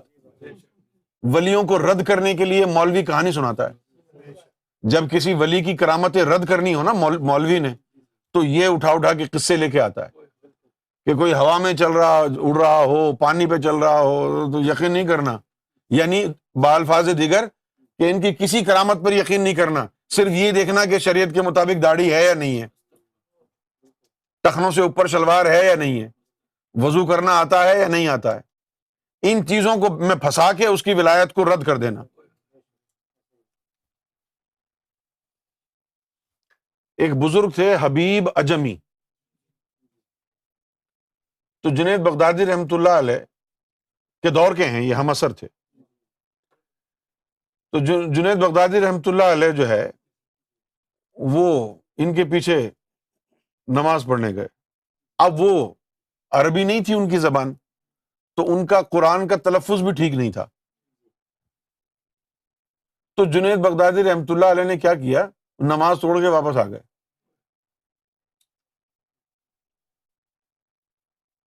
خواب میں اللہ تعالیٰ نے پیغام بھیجا کہ اے جنید، ہم نے تیری ساری نمازیں غارت کر دی ہیں، ہم نے تیری،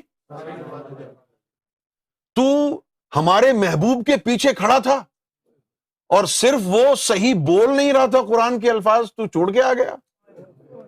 ہم اس کے الفاظ تھوڑی سن رہے تھے، ہم تو اس کے دل کو دیکھ رہے تھے۔ تو آج کی دنیا تو انہی کاموں میں ہے، اجی دیکھو اس کو تو قرآن کا فلاں لفظ سیدھا بولنا نہیں آتا، سیدھا بولنا نہیں آتا۔ اب میں آپ کو بتاؤں، آپ یہ نہیں سمجھیں کہ عربی زبان جو ہے وہ اللہ تعالیٰ کی کوئی جو ہے نا اپنی زبان ہے۔ اللہ تعالیٰ نے قرآن مجید میں فرمایا ہے کہ جتنے بھی قومیں آئیں، جتنے بھی دھرم بنے، مذہب بنے، ہم نے ان کو جو تعلیم دی ہے ان کو ان کی زبان میں دی ہے تاکہ ان کی سمجھ میں آ جائے، تاکہ ان کی سمجھ میں آ جائے۔ اس لیے ہے اب ہم ہندوستان، پاکستان میں پیدا ہونے والے، بنگلہ دیش میں پیدا ہونے والے لوگ، ہماری مادری زبان جو ہے وہ عربی ہے ہی نہیں۔ ہم تو اردو بولتے ہیں، ہندی بولتے ہیں، بنگالی بولتے ہیں، پنجابی بولتے ہیں، جتنی مرضی ہے کوشش کر لیں، اس کے باوجود بھی جو ہے کہیں نہ کہیں تلفظ میں خامی رہ جائے گی، اور آپ پکڑ لیں گے، آپ پکڑتے رہ جائیں۔ اس لیے اللہ تعالیٰ دیکھتا ہی نہیں ہے کہ زبان سے تو کیا کہہ رہا ہے، وہ تو تیرے دل کو دیکھتا ہے۔ موسیٰ علیہ السلام کے دور میں ایک چرواہا تھا، شیفرڈ، شیفرڈ سمجھتے ہیں نا، جو جانوروں کو لے کے گھومتا ہے، ہیں؟ اس کو جو ہے چرواہا کہتے ہیں، شیفرڈ۔ تو موسیٰ علیہ السلام کے دور میں ایک ایسا چرواہا جو تھا، وہ جا رہا تھا آسمان کی طرف منہ کر کے، اور وہ کہتا ہوا جا رہا تھا کہ اے رب، اے مولا، اے اللہ، اگر تو زمین پر آ جائے تو میں تجھے اپنی بکریوں کا تازہ تازہ دودھ پلاؤں. اگر تو زمین پر آ جائے تو میں تیرے بالوں میں تیل ڈالوں، کنگھی کروں، جوئیں نکالوں. وہ اپنی سوچ کے مطابق، اپنی سوچ کے مطابق پیار کا اظہار کر رہا تھا. ایک پنجابی شاعر نے کہا ہے، میرے محبوب دی اداواں تے ویکھو، منجی دے بہ کے جوں کٹ دی. میرے محبوب کی اداواں تے ویکھو، منجی تے بہ کے جوں کٹ دی. تو وہ بھی یہی کہہ رہا تھا کہ اگر تو زمین پر آ جائے تو میں تیرے بالوں میں تیل ڈالوں، کنگھی کروں. اب موسیٰ علیہ السلام یہ سن کر آگ بگولا ہو اور اس کو خاموش کر دی. خاموش، اللہ کے بارے میں ایسی بات کرتا ہے، تو اللہ کے بال میں تیل ڈالے گا، تو اللہ کو اپنی بکریوں کا دودھ پلائے گا. اور وہ سہم گیا اور وہ معافی مانگنے لگا، اوہ مجھ سے تو بہت بڑی غلطی ہو گئی. اور بڑا وہ نادم ہوا، بڑا رویا وہ، اور روتا ہوا وہ چلا گیا. نیکسٹ ٹائم جب موسیٰ علیہ السلام کوہ طور پر گئے تو اللہ تعالیٰ نے فرمایا کہ ہم تم سے ناراض ہیں. کیوں ناراض ہیں؟ تم نے اس شیفرڈ کو کیوں ڈانٹا؟ اے اللہ، وہ کہہ رہا تھا تیرے بالوں میں تیل ڈالے گا، کنگھی کرے گا، بکریوں کا دودھ پلائے گا. تو اللہ نے فرمایا تو کیا ہوا؟ ہم اس کے الفاظ تھوڑی دیکھ رہے تھے، ہم تو اس کے ایموشنز دیکھ رہے تھے، کتنا پیار تھا ان میں، ایموشنز دیکھ رہے تھے. تو یہ جو صوفیزم ہے، یہ سارا کا سارا دل، ایموشن اور رب کا کام ہے. اس میں ریاکاری، دکھاوا، یہ سب کچھ کوئی معنی نہیں رکھتا ہے. سمجھے آپ؟ معلوم نہیں آپ نے شریعت کو اپنانا اور شریعت کو چھوڑنا، اس سے مراد کیا لے رکھا ہے. لوگوں کے ذہن میں یہ ہے کہ اگر شریعت کی معافی ہو گئی تو جی بھر کے سارے گناہ کریں گے. یہ نہیں ہے اس کا مطلب.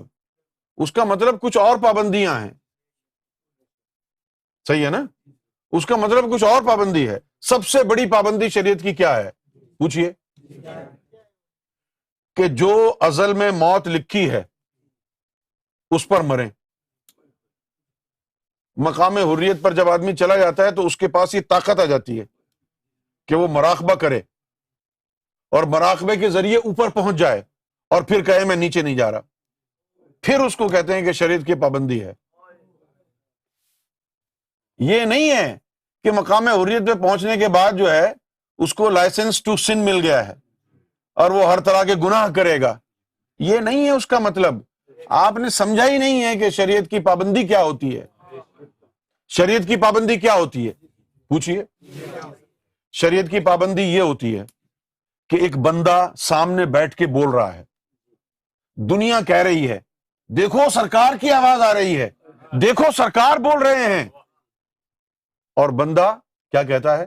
نہیں نہیں نہیں نہیں نہیں، بندہ بندہ ہی ہے، تمہیں غلط فہمی ہوئی ہے. یہ شریعت کی پابندی ہے. شریعت نے زبان کو پکڑا ہوا ہے. شریعت نے زبان کو پکڑا ہوا ہے. شریعت کہتی ہے کہ لوگوں کے سامنے اپنے نفس سے جڑی عاجزی دکھا، اور جو تیرے قلب میں ہے وہ نہ دکھا. کیونکہ اگر جو قلب میں ہے وہ تو دیکھ لے گا تو پھر تو اوپر کیوں جائے گا؟ اوپر تو نہیں جائے گا. تو کہے گا کہ اوپر جانے کا کیا فائدہ ہے، مجھے تو رب نیچے ہی مل گیا ہے.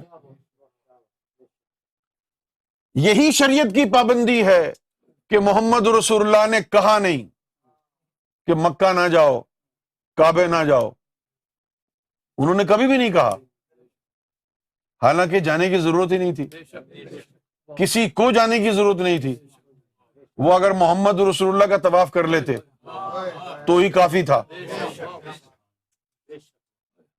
حضور کو صرف دیکھتے رہتے تو کافی تھا.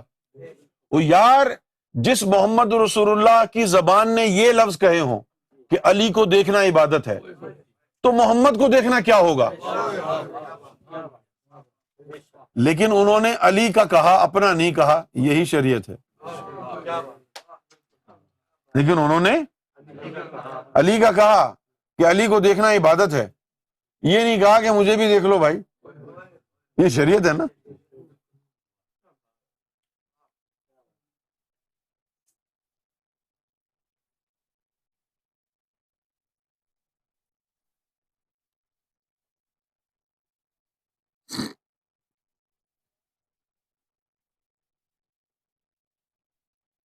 سید حسن علی شاہ، خلا بٹ، ٹاؤن شپ، ہری پور. السلام علیکم یونس اور چاچو، میں آپ کا بہت بڑا فین ہوں، خیبر پختونخوا پاکستان سے. میں آپ کی ہر ویڈیو دیکھتا ہوں اور یقین مانے بڑا فیض ہوا ہے. میری عادت ہے جب یاد آئے میں دھڑکنوں کے ساتھ ذکر ملاتا ہوں، لیکن کل رات 12 بجے سے 1 بجے لیٹے لیٹے آنکھیں بند کری اور ذکر ملانے کی کوشش کی تو عجیب و غریب کیفیت طاری ہو گئی. جب آنکھ کھولتا تو سب ٹھیک لگتا، لیکن جب آنکھیں بند کرتا اور ذکر ملاتا تو ایسا لگتا ہے روح جسم سے نکل رہی ہے، اور ایسا معلوم ہوتا کہ سینہ کھل رہا ہے اور دھڑکنیں بہت تیز تھیں. میں چرس پیتا ہوں ہر رات. پہلے سوچا کہ شاید میں نشے میں ہوں، لیکن آنکھیں کھولنے پر لگتا سب نارمل ہے. ایسا پہلے نہیں ہوا. اس کی رہنمائی فرمائیں. ہونے دیں یہی. اب جو نور اندر چلا گیا ہے وہ چرس کو نکال رہا ہے. اب جو نور اندر چلا گیا ہے وہ چرس کو نکالے گا باہر.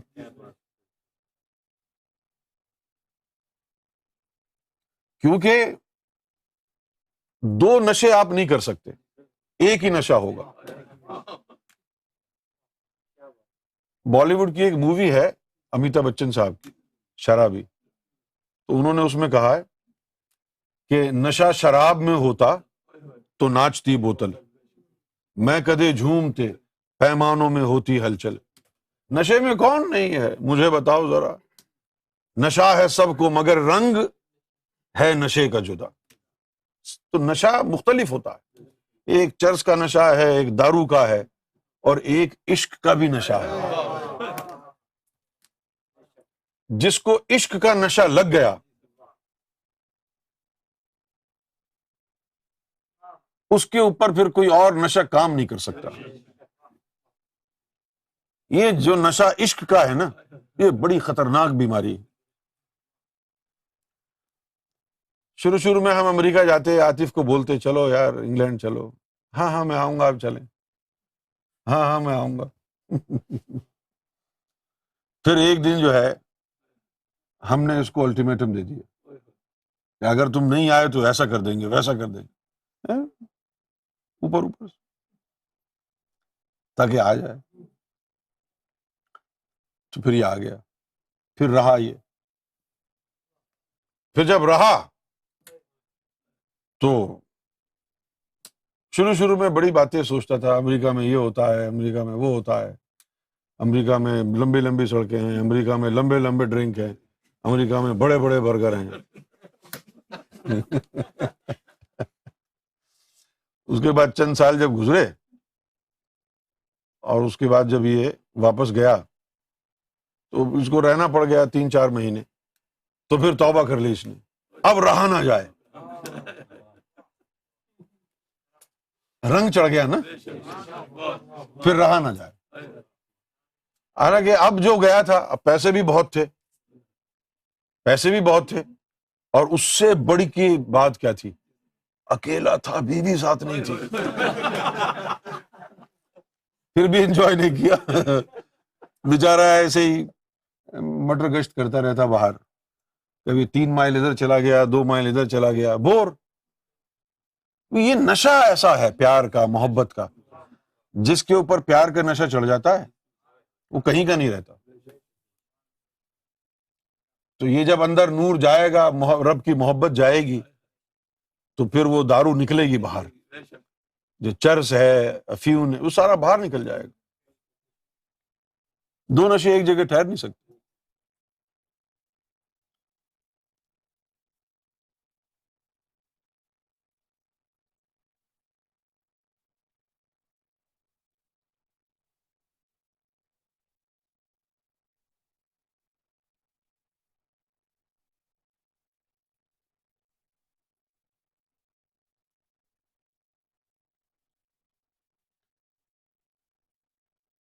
جگت پرکاش ساہنی، مینچسٹر UK۔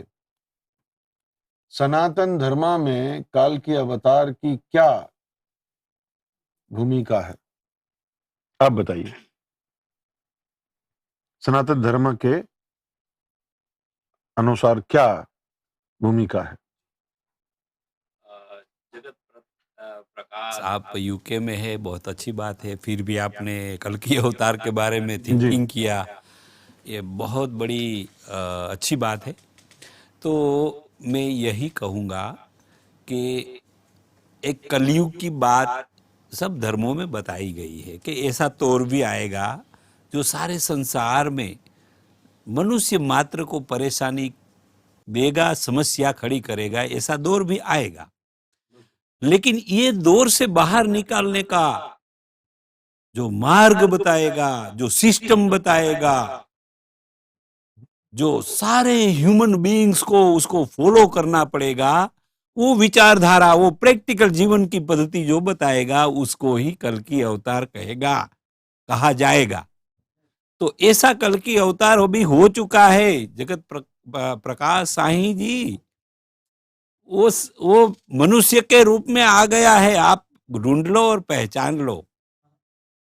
میں نے وہ پہچان لیا ہے، جان لیا ہے، آپ کو ضرورت ہے تو اسی پلیٹ فارم پہ آپ رہنا، آپ کو وہ کلیوگی اوتار جو ہو چکا ہے، وہ ودیمان ہے، اس سے آپ کو جیون جینے کی سسٹم بھی مل جائے گی، اور آپ اس کام میں لگ جاؤ گے کہ سارے سنسار میں کلیوگی اوتار کا جو کام ہے نا، اس کا آپ پارٹ بن جاؤ گے۔ تو یہ میرا جگت پرکاش ساہنی، آپ UK میں ہے اور آپ نے اتنا اچھا سوال کیا، تو یہی کلیوگی اوتار کی جو سکتی ہے، جو اس کی بلیسنگ میرے پر جو ہے، وہ وہاں سے یہ جواب آ رہا ہے۔ اچھا یہ بتائیے جی، کہ یہ جو کل کی اوتار کا جو کانسیپٹ ہے، یہ صرف سناتن دھرما میں ہے یا سکھزم میں بھی ہے؟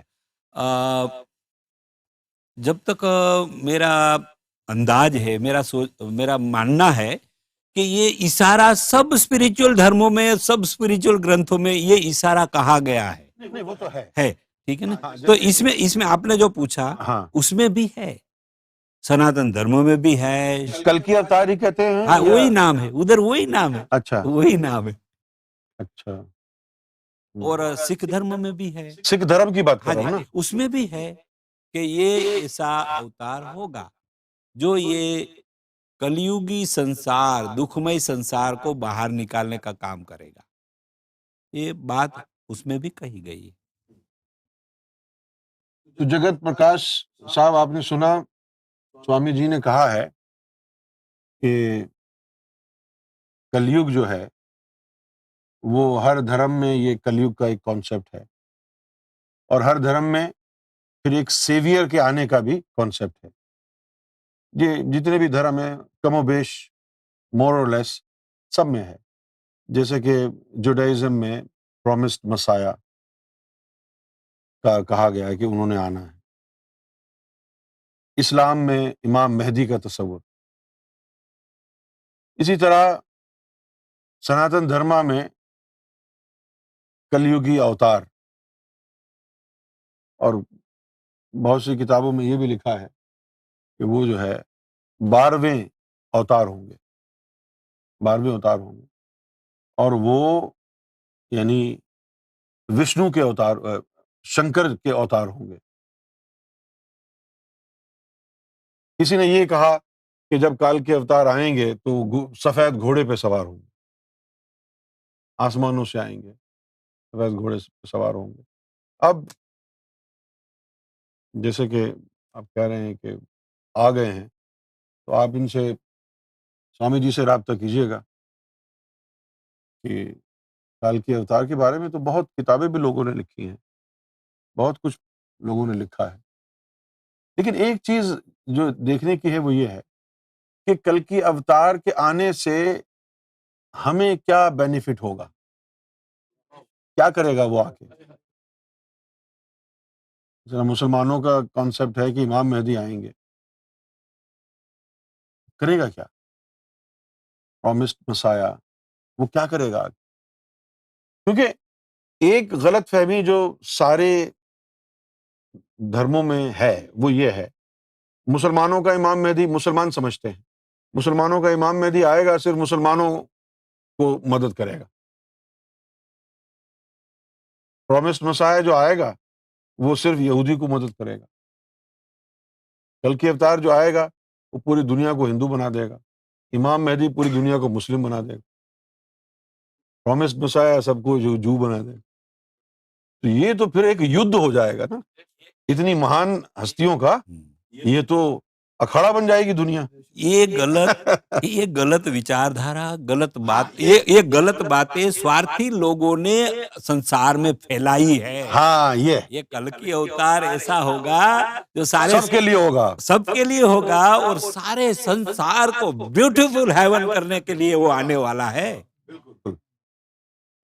جنت بنانے کے لیے آنے والا ہے، اور سارے سنسار کے لیے آنے والا ہے، یہ ایک بات، دھرم کے اور ایک سیکشن کے لیے نہیں، ہاں ایک یہ بات کنٹری کے بہت لیے نہیں۔ امپورٹنٹ ہے کہ وہ سارے سنسار کے لیے آئے گا، کسی ایک کے لیے نہیں۔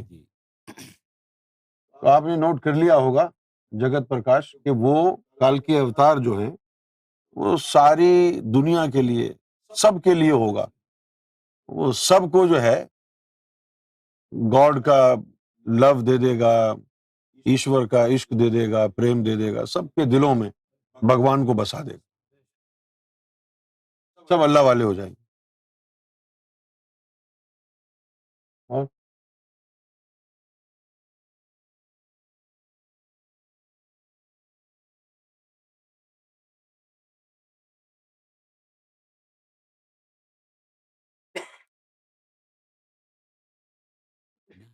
انوکول ہے۔ بالکل۔ ہوں۔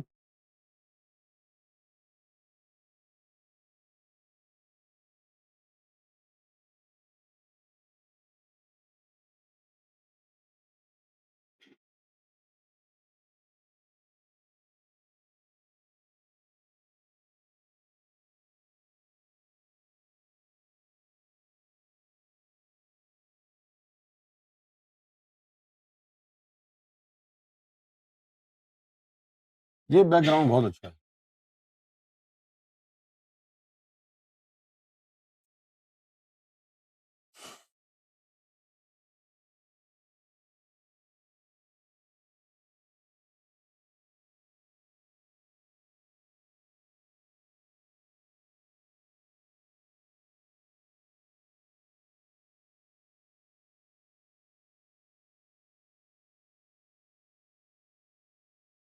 مقصود احمد مروت سرگودا، وعلیکم السلام۔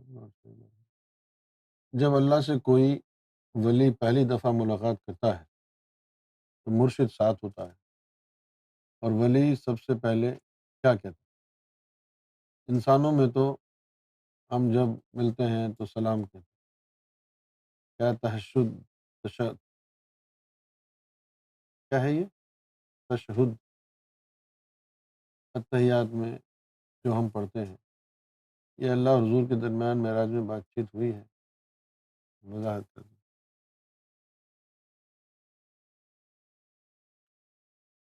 مرشد مقام محمود تک لے کے جاتا ہے، اس کے بعد اس کا لطیفہ انا جو ہے وہ اللہ کے روبرو ہو جاتا ہے۔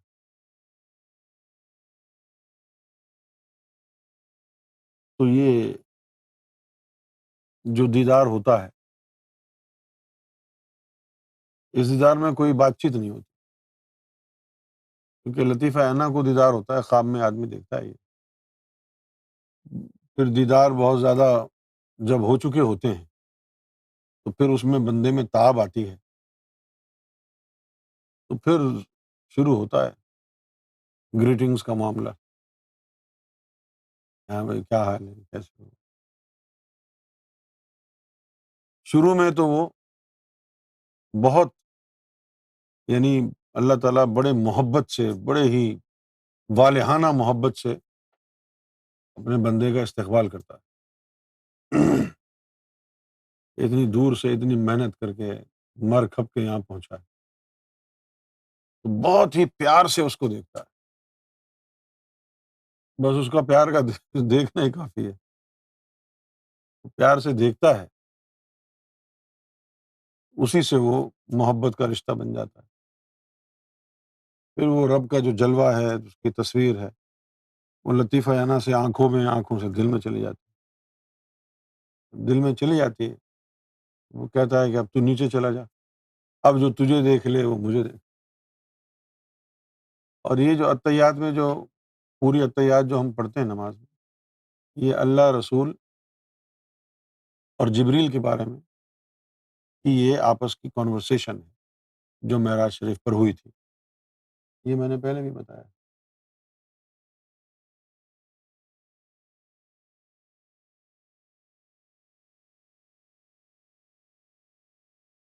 گریٹنگز کیا ہوتی ہیں؟ اللہ سلام بھیجتا ہے، اس میں بھی سب پر سلام ہے، نبیوں پر بھی سلام ہے، اور اللہ نے اپنے بندوں پر بھی سلام بھیجا ہے، صالحین پر بھی سلام بھیجتا ہے، وہ لکھا ہوا۔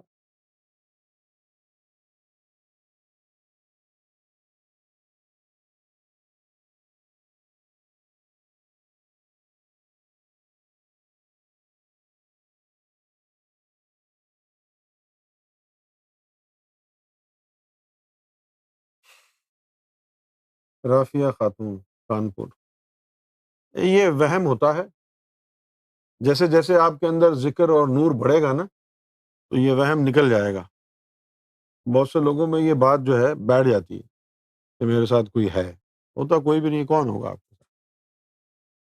سب لوگوں کو کام ہے دنیا میں آپ کے ساتھ کون لگا ہے؟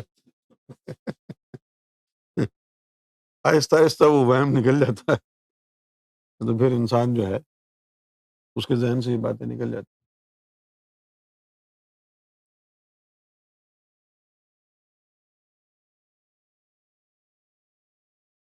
شعیب وارسی، جمنا گڑھ، گجرات۔ یہ جمنا گڑھ آپ کے قریب ہے کہیں؟ اچھا، یہاں تو اچھا جونا ہے، جمنا گڑھ لکھا ہے، جمنا گڑھ ٹھیک ہے، وہ بھی گجرات میں۔ وہ بھی ہے۔ کہہ رہا ہے السلام علیکم، گلف آف اٹلانٹا میں جو دو پانی ہے وہ مکس نہیں ہوتے، کہا جاتا ہے کہ اس کا ذکر قرآن میں بھی ہے۔ اٹلانٹا میں تو کوئی گلف نہیں ہے، اٹلانٹا میں کہاں ہے؟ اٹلانٹا تو امریکہ کی جو اسٹیٹ ہے جارجیا، اس میں شہر ہے ایک اٹلانٹا، اس میں گلف کہاں سے آ گیا؟ یہ جو قرآن میں جس کا ذکر آیا ہے کہ دو پانی آپس میں ملتے نہیں، وہ ساؤتھ افریقہ میں ہے، کیپ ٹاؤن میں، کیپ ٹاؤن شہر کا نام ہے، بڑا خوبصورت، وہاں ہے۔ اب وہ پانی ملتا کیوں نہیں ہے؟ کیونکہ پانی کی ڈینسٹی میں فرق ہے، اس لیے نہیں ملتا، یہ کوئی بڑی بات تھوڑی ہے۔ اب تیل اور پانی دونوں ڈال دیں، نہیں ملتے نا، کیونکہ ان کی ڈینسٹی میں فرق ہے۔ تیل اور پانی اس لیے آپس میں نہیں ملتے کہ ڈینسٹی میں فرق ہے، اگر پانی پانی کی ڈینسٹی میں فرق ہوگا تو بھی نہیں ملے گا، کیوں؟ اس کی ڈینسٹی ہے نا۔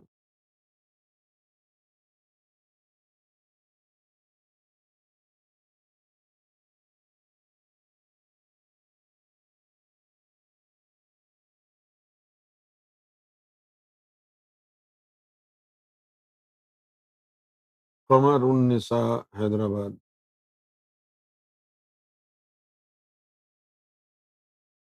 ایک دروازہ ہے جس کے اوپر لکھا ہے باغ گوہر، اور میں اس دروازے سے گزر گئی، اس کا کیا مطلب ہے؟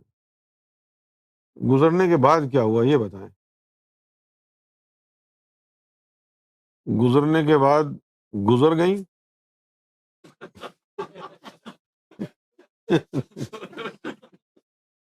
گزرنے کے بعد گزر گئی یہ ابھی بھی یہی ہے؟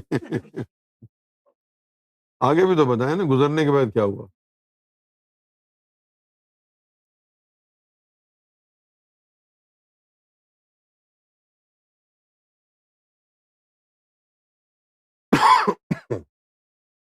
اعجاز علی میرپور ماتھیلو، جب روحوں کو دنیا دکھائی گئی تو ساتھ اسے منتخب کرنے کے نتائج بھی بتائے گئے کہ نہیں؟ آدھی حقیقت بتانے سے تو اللہ کی طرف سے جانبداری ثابت ہوتی ہے۔ دوسرا یہ ہے کہ اللہ نے کہا کہ میں نے اکثر یہ جہنم کے لیے بنائی، یعنی کہ وہ انہیں جہنم میں بھیجنا چاہتے تھے۔ ظاہر ہے جہنم کے لیے بنایا ہے تو وہیں بھیجیں گے نا، ایسا تو نہیں کرے گا اللہ بنائے جہنم کے لیے بھیج جنت میں۔ جب روحوں کو دنیا دکھائی گئی تو ساتھ منتخب کرنے کے نتائج بھی بتائے گئے تھے۔ نہیں، نتیجہ تو نہیں بتایا گیا تھا، بس یہ کہا گیا تھا یہ دیکھ لو بھائی، جس کو لینا ہے لے لے، یہ نہیں کہا تھا کہ نتیجہ کیا ہوگا۔ تو پھر امتحان ہی کیا ہوا پھر؟ نہیں، بالکل اسی طرح ہوا جس طرح ہمارا بریکسٹ کا مسئلہ ہے۔ ساری اچھی اچھی باتیں بتائی تھی پہلے ووٹ لینے سے پہلے کہ بھئی ہم اپنی ٹریڈ کر سکیں گے، امیگریشن کو قابو کر لیں گے، یہ ہو جائے گا وہ ہو جائے گا، وہ باقی جب وہ ہو گیا تو اب دیکھو وہ گلے میں آ گیا بریکسٹ، جان نکل گئی۔ خیر بورس جو ہے وہ پھنس گیا ہے کیونکہ کورٹ نے کہہ دیا ہے کہ جو تم نے گورنمنٹ کو سسپینڈ کیا تھا وہ ان لافل ہے۔ پڑھا کورٹ نے، سپریم کورٹ نے کہا ان لافل ہے، you are not in a position to suspend the government because if you suspend the government according to the law it's unlawful. تو اب وہ یہ کہہ رہے ہیں کہ 1 سال اور لے لیتے ہیں ہم، کیا ہے یار، کہاں لے کے جاؤ گے انگلینڈ کی اکانومی؟ پہلے ہی جو ہے نا اکانومی کا اتنا نقصان ہو گیا۔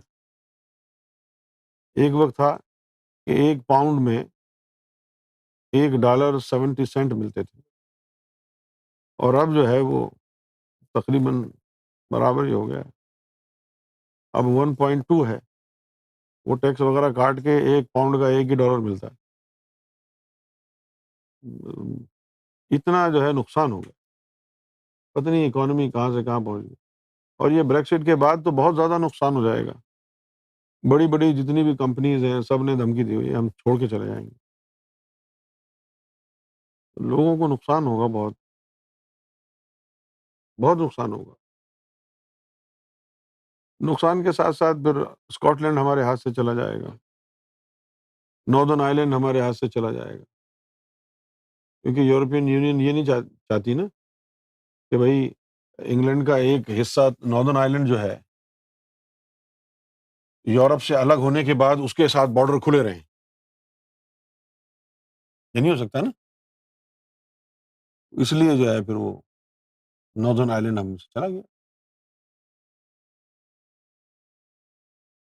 تو اگر ہم لوگوں کو پتا ہوتا کہ اس کا نقصان کیا ہے، خیر ہم نے تو اس وقت بھی ہم نے تو ریمین کے اوپر لگایا تھا، لیکن جن لوگوں کو شوق تھا وہ چپ کر کے بیٹھے ہوئے ہیں، بھاگ رہے ہیں سب۔ پہلے وہ ڈیوڈ کیمرون تھا، وہ سارا جو ہے بالکل لٹرلی اس نے انگلی کر کے بھاگا، لٹرلی نہیں، انگلی کی وہ بھاگ گیا۔ پھر ہماری آ گئی مدر ٹریسا، تو انہوں نے بھی جو ہے بس پتہ نہیں کیا انہوں نے ڈیل بنائی ہے، کوئی ڈیل ان سے بنی نہیں، پتہ نہیں کیا بولتے رہے، وہ بھی چلی گئی۔ اب یہ آیا ہے، یہ پتہ نہیں کیا باتیں کر رہا ہے یار۔ ہارڈ بریکسٹ ہوا تو بڑا نقصان ہوگا، بہت نقصان ہوگا۔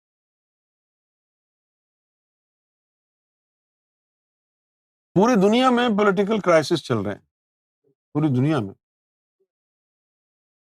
امریکہ میں پاپولرزم جو ہے وہ عام ہو گیا ہے، یہاں یہ کہانی چل رہی ہے۔ The entire world is suffering.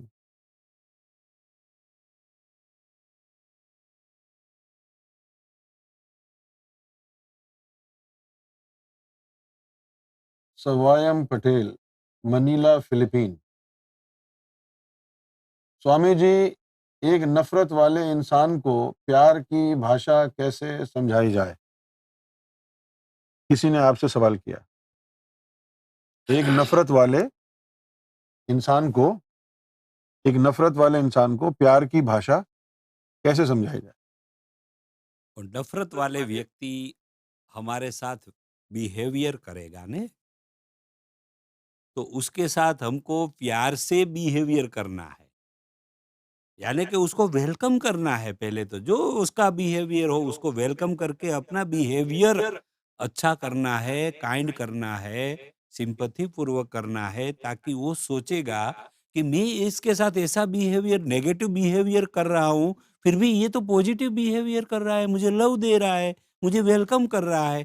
تو بیہیویئر نیگیٹو کے سامنے پوزیٹو رکھنا پڑے گا، اور نیگیٹو کوئی ٹوک کرے گا، نیگیٹو کوئی ایسی بات کرے گا، تو اس کے سامنے بھی ہم کو پوزیٹو بات کر کے، پیار بھری بات کر کے، نالج والی بات کر کے اس کو سویکار کرنا ہوگا. تب ون ڈے ایک دیوس وہ جو ایسا بیہیویئر کرنے والا اپنے آپ پیار کی بھاشا، یہ بیہیویئر کی بھاشا سمجھ جائے گا، اس میں پریورتن آ جائے گا. تو پٹیل بھائی، آپ نے سنا سوامی جی کہہ رہے ہیں اگر کوئی آپ سے نفرت سے بات کرتا ہے تو آپ اس کا جواب نفرت سے نہ دیں، آپ جو ہے اس کو پیار دیں، محبت دیں. ایک دن وہ سوچے گا کہ میں نے نفرت سے بات کی، میرا بیہیویئر بھی نیگیٹو تھا، لیکن اس نے مجھے برداشت کیا اور یہ پھر بھی اس نے مجھے پیار دیا، تو اس میں چینج آئے گا، پریورتن آئے گا، ضرور آئے گا. زبردست.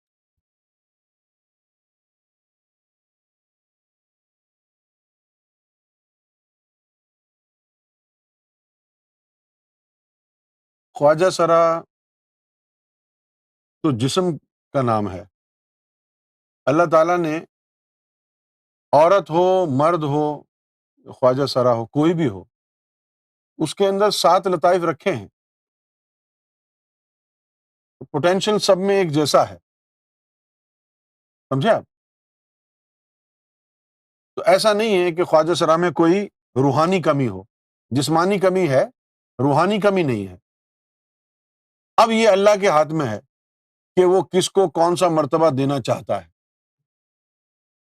ویسے روحانی طور پر کمی اللہ نے کسی میں نہیں رکھی، خواہ عورت ہو، خواہ مرد ہو یا خواجہ سرا ہو، سب کے اندر وہ جو چاکراز ہیں، 7 لطائف ہیں، وہ سب میں سیم ہے، کوئی کم کوئی زیادہ ایسا نہیں ہے.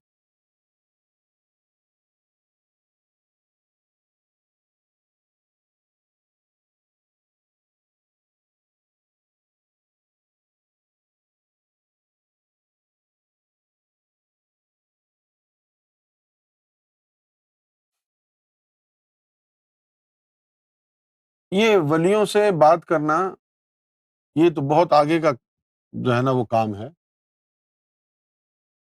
لیکن جب آپ روحانیت میں چلتے ہیں، آپ کے اندر نور بننا شروع ہو جاتا ہے،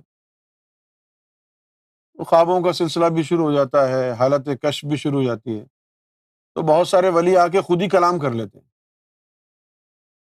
بہت سارے ولیوں سے بات چیت ہو جاتی ہے، لیکن کلام وہ خود کرتے ہیں. آپ کے اندر یہ ایبلٹی کب ہوگی کہ آپ کسی سے کانٹیکٹ کریں، وہ بہت آگے کی بات ہے، وہ ابھی ابتدائی جو مقامات ہیں اس میں نہیں ہوتی، بہت آگے کی بات ہے.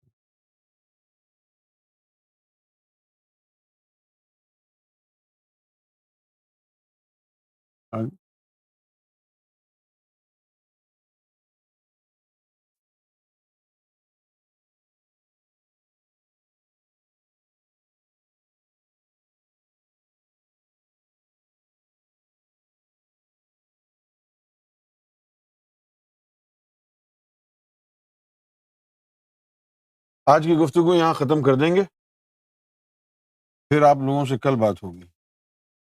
Take care.